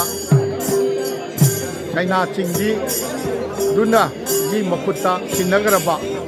अदगी बोर सेनबगी मखुत्ता बोर सेनगरबा अदुमाइन तौ चटनबनी सोमदना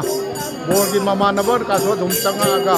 सेनबा अदुम ममाइ नाथोक्पीबा कोगेट सेनबीबना चिंबा तौबा अदुगा हुजिक सिदा कैना थोलबा मतमसिदसु कैना चिंबिगी मथक्ता कैनागी माइकईदेगी इबेमा अमा थोलागा मसी मरी मता ममानबी ओरंबसु याय अमा थोलए हरगा कुमाई का कुंबीदना तौरी अदो सोनबा लोइरकदोरे हुजिक कुजबा यागदोरे दान थादबगी मतम यौरकदोरे दान थादबदु अयाक्सु आइगी मरु कवि थोक्चोम विश्वनाथ की मचानुपी मोमोका इचानुपी लुहोंगबसिदा आइगी ngamjaba amoigi akoigi yaitha thौनी निजबगा लोइना आइगो ngamjaba दान थाजबा यावजगे दान थादबा होरे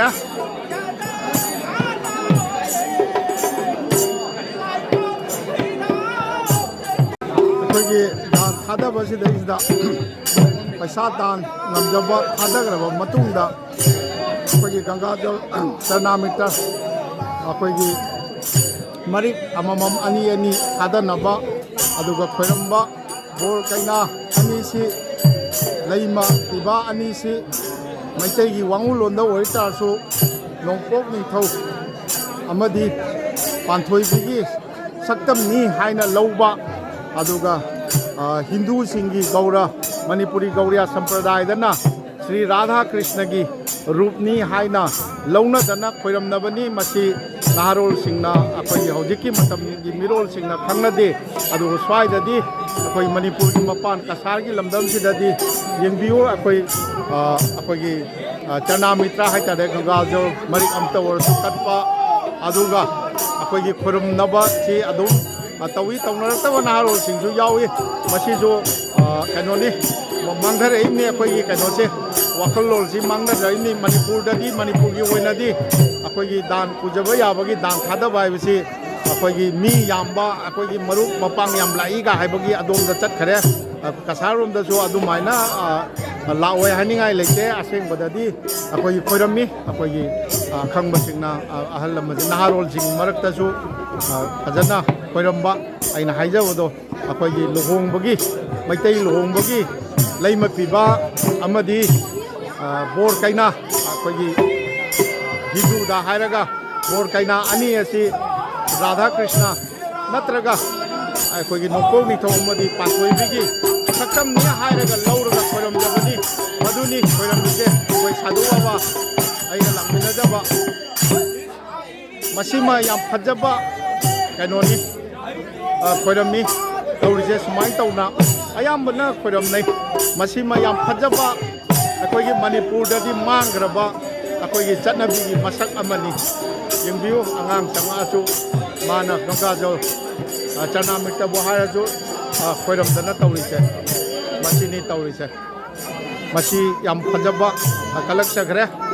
ꯃꯁꯤ ꯉꯁꯤ ꯐꯥꯎꯕ ꯃꯥꯡꯍꯟꯗꯅ ꯊꯝꯕꯤꯕꯁꯤ ꯌꯥꯝꯅ ꯅꯨꯡꯉꯥꯏ ꯑꯗꯣ ꯇꯨꯡꯗꯁꯨ ꯃꯥꯡꯍꯟꯖꯅꯤꯡꯗꯦ ꯍꯦꯟꯅ ꯑꯩꯈꯣꯏ ꯅꯨꯡꯒꯤ ꯋꯥꯈꯜꯂꯣꯟꯁꯤ ꯀꯔꯤꯅꯣ ꯍꯥꯏꯕꯗꯣ ꯍꯧꯔꯛꯏꯕ ꯅꯍꯥꯔꯣꯜꯁꯤꯡꯗ ꯑꯩꯈꯣꯏ ꯈꯪꯍꯟꯕꯤꯕ ꯑꯃꯁꯨ ꯆꯪꯕ꯭ꯔꯥ ꯍꯥꯏꯅ ꯈꯜꯂꯤ ꯑꯉꯥꯡꯁꯤꯡ ꯆꯪꯉꯛꯏ ꯈꯣꯏꯔꯝꯍꯜꯂꯤ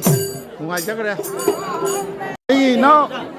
ꯑꯕꯗꯨꯜ ꯍꯃꯤꯗꯁꯨ ꯂꯥꯛꯑꯝꯃꯤꯌꯦ ꯂꯨꯍꯣꯡꯕꯁꯤꯗ ꯅꯨꯡꯉꯥꯏ ꯈꯨꯠꯇꯤ ꯑꯃꯨꯛꯇ ꯆꯣꯡꯂꯁꯤꯔ ꯑꯩ ꯆꯥ ꯄꯥꯏꯗꯅ ꯊꯨꯁꯦ ꯑꯩꯅꯅꯦ ꯑꯣꯖꯥꯒꯤ ꯉꯔꯥꯡ ꯅꯍꯥꯟꯗꯒꯤ ꯀꯩꯅꯣꯁꯦ ꯌꯦꯡꯕꯗ ꯂꯣꯏꯔꯦ ꯀꯩꯅꯣꯗꯒꯤ ꯕꯣꯟ ꯇꯔꯥꯄꯨꯔꯗꯒꯤ ꯐꯥꯎꯖꯜꯂꯛꯑꯒ ꯑꯣꯖꯥ ꯀꯩꯅꯣꯒ ꯂꯥꯛꯄꯁꯦ ꯑꯣꯖꯥ ꯔꯥꯖꯃꯅꯤ ꯃꯌꯥꯝꯕ ꯀꯩꯅꯣꯒ ꯒꯥꯔꯤ ꯀꯥꯔꯁꯤ ꯑꯣꯖꯥ ꯔꯥꯖꯃꯅꯤꯒ ꯇꯣꯡꯕ ꯃꯥꯜꯂꯦ ꯔꯥꯖꯃꯅꯤꯒ ꯆꯠꯃꯤꯟꯅꯕꯁꯨ ꯌꯥꯎꯈ꯭ꯔꯦ ꯑꯗꯨꯒꯤꯗꯣ ꯑꯩ ꯉꯁꯥꯏꯗ ꯌꯦꯡꯉꯝꯃꯤꯅꯦꯕ ꯑꯗꯨꯒ ꯑꯩꯅ ꯈꯜꯂꯤꯁꯤꯅ ꯑꯩꯁ ꯑꯣꯖꯥꯁꯤ ꯌꯧꯁꯜꯂꯛꯑꯦ ꯂꯨꯍꯣꯡꯕꯁꯤ ꯌꯥꯎꯔꯗꯕ ꯃꯥꯜꯂꯦ ꯑꯗꯨꯅꯤ ꯑꯩ ꯀꯕꯤ ꯇꯥꯍꯤꯔꯗꯤ ꯂꯥꯛꯑꯣꯏꯗ꯭ꯔꯣ ꯂꯥꯛꯑꯝꯕ ꯃꯥꯜꯂꯦ ꯇꯥꯍꯤꯔ ꯂꯥꯛꯑꯝꯃꯕꯣ ꯑꯩ ꯎꯅꯍꯧꯗ꯭ꯔꯦ ꯃꯣꯔꯅꯤꯡꯗ ꯃꯥ ꯃꯊꯧ ꯆꯤꯜꯂꯝꯒꯅꯤ ꯃꯥ ꯎꯅꯒꯦ ꯑꯩ ꯅꯣꯏ ꯈꯨꯟ ꯆꯪꯉꯛꯀꯅꯦꯕ ꯍꯟꯗꯛꯀꯤ ꯐꯔꯦ ꯅꯨꯡꯉꯥꯏ ꯅꯪ ꯌꯥꯎꯕ ꯗꯥꯟ ꯊꯥꯗꯕ ꯂꯣꯏꯔꯕ ꯃꯇꯨꯡꯗꯁꯨ ꯀꯩꯅꯥꯒꯤ ꯃꯄꯥ ꯌꯥꯎꯅ ꯕ꯭ꯔꯥꯍꯃꯟꯅ ꯀꯔꯤꯒꯨꯝꯕ ꯈꯔ ꯁꯣꯜꯂꯤ ꯃꯁꯤꯒꯤ ꯆꯠꯅꯕꯤ ꯄꯔꯤꯡꯁꯤꯃꯁꯨ ꯃꯅꯤꯄꯨꯔꯗ ꯑꯩꯈꯣꯏꯅ ꯎꯕ ꯐꯪꯖꯗꯕ ꯑꯗꯣ ꯀꯔꯤ ꯃꯔꯝꯒꯤ ꯀꯔꯤ ꯍꯥꯏꯔꯒ ꯁꯣꯜꯂꯤꯕꯅꯣ ꯀꯔꯝꯕ ꯊꯧꯔꯝꯅꯣ ꯍꯥꯏꯕꯗꯨꯗꯤ ꯑꯩ ꯈꯪꯖꯗꯦ ꯑꯗꯣ ꯃꯅꯤꯄꯨꯔꯗꯗꯤ ꯃꯁꯤꯒꯤ ꯆꯠꯅꯕꯤꯁꯤꯃꯁꯨ ꯂꯩꯇꯦ ꯑꯩꯈꯣꯏ ꯅꯨꯄꯥꯁꯤꯡꯅ ꯗꯥꯟ ꯊꯥꯗꯈ꯭ꯔꯕ ꯃꯇꯨꯡꯗ ꯃꯄꯥꯅ ꯏꯀꯣꯟ ꯀꯣꯟꯅ ꯊꯥꯗꯩꯔꯣ ꯑꯣꯖꯥ ꯑꯩꯈꯣꯏ ꯑꯥꯗꯅ ꯃꯄꯥ ꯅꯠꯇ꯭ꯔꯒ ꯃꯕꯨꯡꯗꯨꯅ ꯁꯣꯜꯂꯒ ꯑꯍꯥꯟꯕ ꯗꯥꯟꯁꯤ ꯑꯗꯨꯅ ꯊꯥꯗꯩꯌꯦꯕ ꯁꯣꯜꯂꯤꯕꯗꯨꯅ ꯁꯤꯗꯅ ꯑꯁꯣꯜꯂꯤꯕ ꯑꯩꯈꯣꯏꯒꯤ ꯅꯤꯉꯣꯟꯒꯤ ꯃꯄꯥꯁꯤꯅ ꯈ꯭ꯋꯥꯏꯗꯒꯤ ꯏꯀꯣꯟ ꯀꯣꯟꯅ ꯕ꯭ꯔꯥꯍꯃꯟꯅ ꯁꯣꯜꯂꯒ ꯑꯩꯈꯣꯏꯒꯤ ꯗꯥꯟ ꯊꯥꯗꯩ ꯑꯗꯨꯒ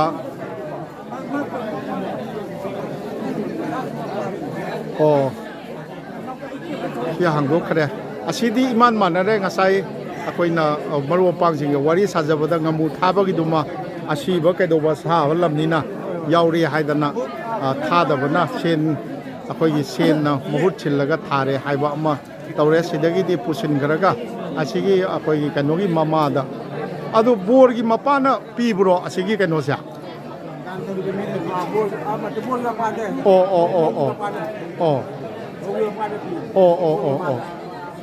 ꯕꯣꯔꯒꯤ ꯃꯃꯥꯗ ꯄꯤꯔꯦ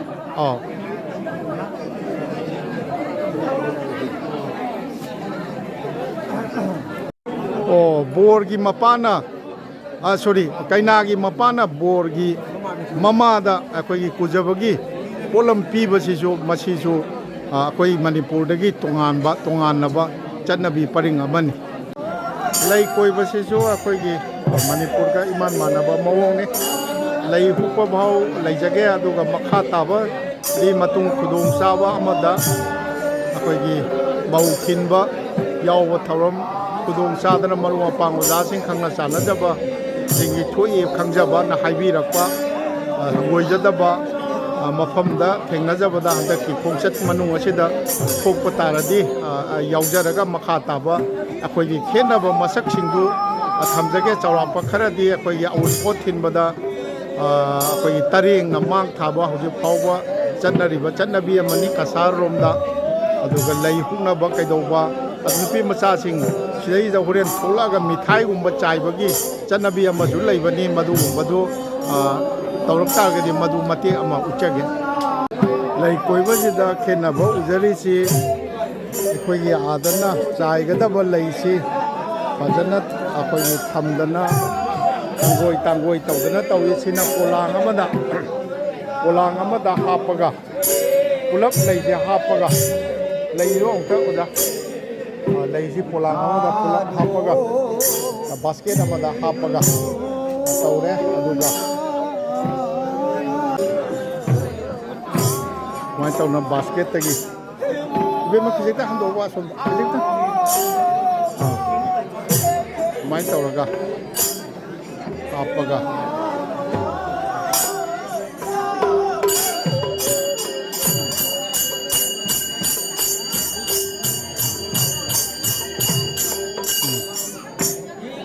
ꯑꯗꯨꯒ ꯈꯦꯠꯅꯕ ꯑꯃꯅ ꯁꯤꯁꯤꯗ ꯃꯔꯨꯝꯒꯤ ꯕꯣꯔꯒꯤ ꯃꯔꯨꯝꯒꯤ ꯑꯩꯈꯣꯏꯒꯤ ꯊꯥꯞꯇ ꯈꯟꯕꯒꯤ ꯃꯑꯣꯡꯁꯤ ꯉꯁꯥꯏꯒꯤ ꯕꯣꯔ ꯁꯦꯟꯅꯕꯗꯨ ꯂꯩꯇ꯭ꯔꯦ ꯕꯣꯔ ꯁꯦꯟꯅꯕ ꯑꯣꯏꯅ ꯂꯥꯛꯑꯝꯕꯗꯨ ꯂꯩꯇ꯭ꯔꯦ ꯑꯩꯈꯣꯏꯒꯤ ꯀꯩꯅꯥ ꯃꯄꯥꯒꯤ ꯃꯃꯥꯟꯅꯕꯅꯤ ꯍꯥꯏꯌꯦ ꯑꯃꯅ ꯆꯪꯉꯒ ꯑꯩꯈꯣꯏꯒꯤ ꯌꯥꯝꯅ ꯔꯨꯃꯥꯜ ꯃꯆꯥ ꯑꯃ ꯇꯧꯔꯒ ꯑꯩꯈꯣꯏꯒꯤ ꯀꯩꯅꯣꯅꯤ ꯚꯥꯞꯀꯤ ꯋꯥꯅꯤ ꯑꯁꯤꯕꯨꯗꯤ ꯁꯤ ꯆꯥꯎꯕ ꯆꯥꯎꯗꯕꯒꯤ ꯅꯠꯇꯦ ꯑꯗꯨꯕꯨ ꯈꯦꯠꯅꯔꯤꯕꯁꯤ ꯑꯩꯈꯣꯏꯒꯤꯗꯅ ꯑꯩꯈꯣꯏꯒꯤ ꯕꯣꯔ ꯁꯦꯟꯅꯕꯗꯨꯅ ꯃꯥꯒꯤ ꯃꯤꯅ ꯇꯧꯕ ꯑꯗꯨꯒ ꯁꯤꯗꯅ ꯑꯩꯈꯣꯏꯒꯤ ꯀꯩꯅꯣꯁꯤ ꯐꯤꯁꯤ ꯃꯃꯥꯟꯅꯕ ꯕꯣꯔꯒꯤ ꯃꯃꯥꯟꯅꯕ ꯕꯣꯔꯒꯤ ꯃꯃꯥꯟꯅꯕ ꯀꯩꯅꯥ ꯃꯄꯥꯒꯤ ꯃꯃꯥꯟꯅꯕꯅ ꯁꯤꯒꯤ ꯁꯦꯕꯥꯁꯤꯃ ꯊꯧꯒꯜꯁꯤꯃ ꯃꯥꯅ ꯇꯧꯔꯦ ꯃꯁꯤꯃꯗꯤ ꯑꯩ ꯐꯪꯉꯒꯦ ꯀꯥꯏꯅꯒ ꯑꯩ ꯇꯧꯕꯤꯕ ꯃꯥꯜꯂꯤ ꯑꯣ ꯑꯗꯨꯕꯨꯗꯤ ꯈꯪꯉꯦ ꯑꯗꯨꯗꯤ ꯑꯩꯈꯣই ꯑꯥꯗꯁꯨ ꯕꯣꯔꯅ ꯂꯨꯍꯣꯡ ꯄꯥꯟꯐꯝ ꯌꯥꯗꯕ ꯃꯐꯝ ꯁꯥꯒꯩ ꯀꯥꯏꯅ ꯑꯗꯨꯒꯤꯗꯤ ꯀꯩꯁꯨ ꯀꯥꯏꯗꯦ ꯑꯣ ꯂꯩ ꯄꯥꯏꯅꯅꯕ ꯃꯃꯥꯟꯅꯕ ꯑꯃ ꯆꯪꯉꯤ ꯄꯥꯏꯅꯣ ꯍꯥꯏꯅ ꯍꯥꯏꯔꯦ ꯇꯧꯔꯤꯁꯦ ꯁꯤ ꯕꯣꯔ ꯃꯃꯥꯟꯅꯕꯒꯁꯨ ꯑꯗꯨꯝ ꯆꯪꯅꯕ ꯁꯤꯅꯤ ꯇꯧꯔꯤꯁꯦ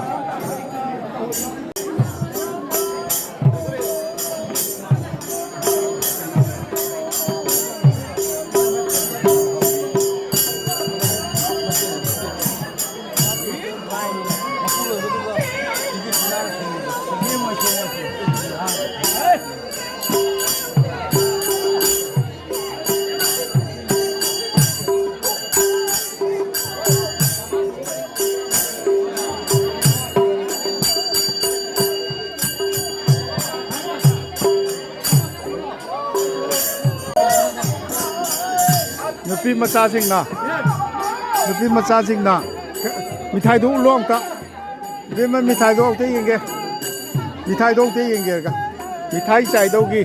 lai hu pa gi sa mithai chai do gi mithai puthorei nupi macasingna mai kai da asom do mai kai da su mithai chai do gi som da songi mai kai da nupi macha ani na asom mai kai da su asom da su mithai pai da na lepi aduga sidasu songi tutek mari sida mithai gi apagi senga hai tare senga pai da na masi masu manipur da huji phauba taunadriba kaino amani lai hupagi di lai hupagi kaino sidi chamma nei khoidokpa khena ba laite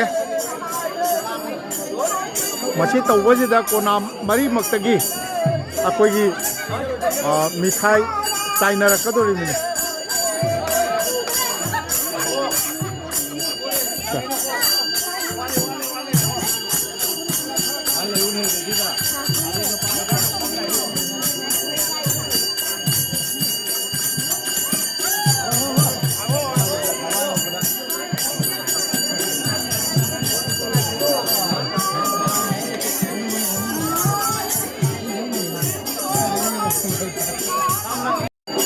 mithai chai do gi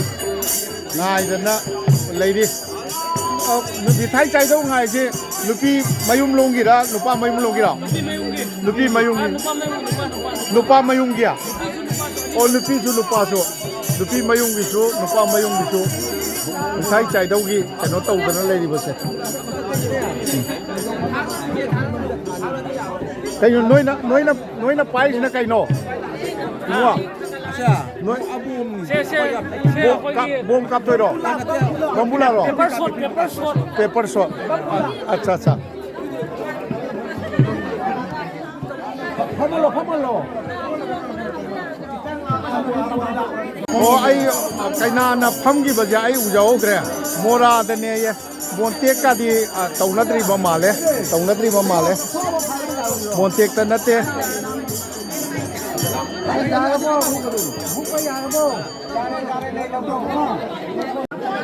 lei hungnaramdai jidi mithai paiba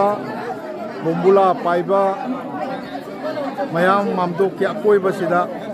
photo namgadauba ngainariba kaidauba mayam ni paper kariba paper shot ne ye o asa lei chai doriba o paper shot ꯑꯩꯈꯣꯏ ꯃꯅꯤꯄꯨꯔꯗ ꯊꯦꯡꯅꯗ꯭ꯔꯤ ꯂꯩ ꯀꯗꯧꯔꯦ ꯈꯔ ꯅꯣꯟꯊꯔꯦ ꯀꯩꯅꯥꯅ ꯃꯥꯅ ꯍꯧꯒꯠꯂꯁꯨ ꯌꯥꯏꯗ ꯁꯥ ꯃꯤꯊꯥꯏ ꯆꯥꯏꯅꯔꯦ ꯃꯤꯊꯥꯏ ꯆꯥꯏꯅꯔꯦ ꯐꯖꯅ ꯁꯦꯝꯕꯤꯗꯅ ꯂꯩꯔꯤ ꯑꯁꯤꯅ ꯑꯃꯨꯛ ꯑꯠꯆꯥ ꯄꯦꯄꯔ ꯁꯣꯠ ꯍꯥꯏꯁꯤ ꯁꯤꯅꯤ ꯑꯉꯥꯡꯁꯤꯡꯅꯤ ꯁꯤꯅꯤ ꯉꯁꯤꯒꯤ ꯀꯩꯅꯣꯁꯤ ꯑꯩꯈꯣꯏꯒꯤ ꯀꯩꯅꯣꯁꯤ ꯃꯇꯥꯡ ꯑꯁꯤꯗ ꯑꯩꯅ ꯑꯩꯒꯤ ꯃꯔꯨꯞ ꯀꯕꯤ ꯊꯣꯛꯆꯣꯝ ꯕꯤꯁ꯭ꯋꯅꯥꯊꯀꯤ ꯁꯤꯡꯒꯦꯔꯕꯣꯜ ꯍꯥꯏꯔꯤꯕ ꯀꯁꯥꯔꯒꯤ ꯃꯩꯇꯩ ꯈꯨꯟꯖꯥꯎ ꯑꯁꯤꯗ ꯂꯥꯛꯑꯒ ꯃꯥꯒꯤ ꯅꯥꯏꯇꯣꯝ ꯄꯣꯛꯆꯕꯤ ꯃꯖꯥ ꯏꯕꯦꯝꯃ ꯑꯩꯈꯣꯏꯒꯤ ꯃꯣꯃꯣꯀꯣ ꯂꯨꯍꯣꯡꯕꯒꯤ ꯊꯧꯔꯝ ꯌꯥꯎꯖꯕ ꯃꯅꯤꯄꯨꯔꯒ ꯈꯦꯠꯅꯕ ꯃꯁꯛ ꯈꯔ ꯊꯝꯖꯕ ꯑꯁꯤ ꯃꯇꯥꯡ ꯑꯁꯤꯗ ꯂꯣꯏꯁꯤꯟꯖꯒꯦ ꯑꯗꯨꯅ ꯃꯁꯤꯕꯨ ꯌꯦꯡꯕꯤꯔꯤꯕ ꯑꯩꯅ ꯃꯁꯤꯒꯤ ꯃꯔꯝꯗ ꯑꯩꯈꯣꯏꯒꯤ ꯀꯁꯥꯔꯒꯤ ꯂꯨꯍꯣꯡꯕ ꯑꯃꯗꯤ ꯃꯅꯤꯄꯨꯔꯒꯤ ꯂꯨꯍꯣꯡꯕ ꯃꯩꯇꯩ ꯂꯨꯍꯣꯡꯕꯒꯤ ꯈꯦꯠꯅꯕ ꯀꯩꯅꯣꯁꯤ ꯑꯣꯖꯥ ꯕꯤꯁ꯭ꯋꯅꯥꯊꯇ ꯑꯣꯟꯁꯤꯜꯂꯒ ꯂꯣꯏꯁꯤꯟꯒꯦ ꯃꯔꯝꯗ ꯑꯩꯅ ꯈꯕꯔꯗ ꯀꯌꯥꯃꯨꯛꯁꯨ ꯏꯖꯈ꯭ꯔꯕꯅꯤ ꯀꯩꯅꯥꯒꯤ ꯃꯄꯥ ꯑꯩꯒꯤ ꯃꯔꯨꯞ ꯀꯕꯤ ꯊꯣꯛꯆꯣꯝ ꯕꯤꯁ꯭ꯋꯅꯥꯊ ꯑꯗꯨꯒ ꯑꯩꯈꯣꯏꯒꯤ ꯑꯁꯥꯝ ꯌꯨꯅꯤꯚꯔꯁꯤꯇꯤꯗꯤ ꯃꯁꯤꯒꯤ ꯃꯔꯝꯗ ꯈꯦꯠꯅꯕꯒꯤ ꯃꯔꯝꯗ ꯇꯣꯉꯥꯟ ꯇꯣꯉꯥꯟꯕ ꯍꯤꯔꯝꯁꯤꯡꯗ ꯑꯩꯈꯣꯏꯒꯤ ꯔꯤꯁꯥꯔꯁ ꯇꯧꯅꯗꯅ PhD ꯗꯤꯒ꯭ꯔꯤ ꯐꯪꯅꯕ ꯀꯌా ꯌꯥꯎꯅꯈ꯭ꯔꯕꯅꯤ ꯑꯩꯅꯁꯨ ꯏꯖꯈ꯭ꯔꯕꯅꯤ ꯑꯗꯨ ꯑꯩꯅ ꯉꯝꯖꯕ ꯃꯑꯣꯡꯗ ꯃꯤꯠꯅ ꯎꯕ ꯄꯥꯎꯗꯝꯗꯨ ꯈ꯭ꯋꯥꯏ ꯃꯌꯥꯝꯒꯤ ꯃꯐꯝꯗ ꯇꯝꯖꯕꯅꯤ ꯑꯗꯨꯅ ꯃꯁꯤ ꯇꯝꯖꯕꯒꯤ ꯄꯥꯎꯗꯝ ꯑꯁꯤ ꯃꯇꯥꯡ ꯑꯁꯤꯗ ꯂꯣꯏꯁꯤꯟꯖꯒꯦ ꯑꯩꯕꯨ ꯄꯨꯕꯤꯔꯛꯄ ꯑꯩꯒꯤ ꯏꯌꯥꯝꯕꯁꯨ ꯁꯛꯄ ꯏꯄꯥꯁꯨ ꯁꯛꯄ ꯍꯥꯏꯇꯥꯔꯦ ꯕꯣꯟꯇꯥꯔꯥꯄꯨꯔꯗ ꯑꯩ ꯅꯨꯡꯉꯥꯏꯅ ꯂꯩꯖꯕ ꯉꯝꯖꯔꯤꯁꯤ ꯑꯩꯈꯣꯏꯒꯤ ꯑꯣꯖꯥ ꯑꯃꯔꯦꯟꯗ꯭ꯔ ꯄꯥꯎ ꯑꯃꯔ ꯑꯃꯗꯤ ꯃꯌꯥꯝꯁꯤꯗꯤ ꯃꯌꯥꯝ ꯈꯪꯅ ꯆꯥꯟꯅꯕ ꯉꯥꯛꯇꯅꯤ ꯁꯣꯝꯗꯗꯤ ꯊꯣꯏꯗꯣꯛ ꯌꯥꯝꯅ ꯀꯩꯅꯣ ꯇꯧꯅꯤꯡꯉꯥꯏ ꯂꯩꯇ꯭ꯔꯦ ꯑꯗꯨꯅ ꯃꯌꯥꯝꯒꯤ ꯌꯦꯡꯕꯤꯔꯤꯕ ꯇꯥꯕꯤꯔꯤꯕ ꯈ꯭ꯋꯥꯏꯒꯤ ꯃꯐꯝꯗ ꯃꯍꯧꯁꯥꯒꯨꯝ ꯁꯅꯊꯣꯡꯒꯤ ꯃꯅꯤꯟꯗ꯭ꯔ ꯀꯣꯟꯁꯝꯅ ꯅꯣꯂꯨꯛꯆꯔꯤ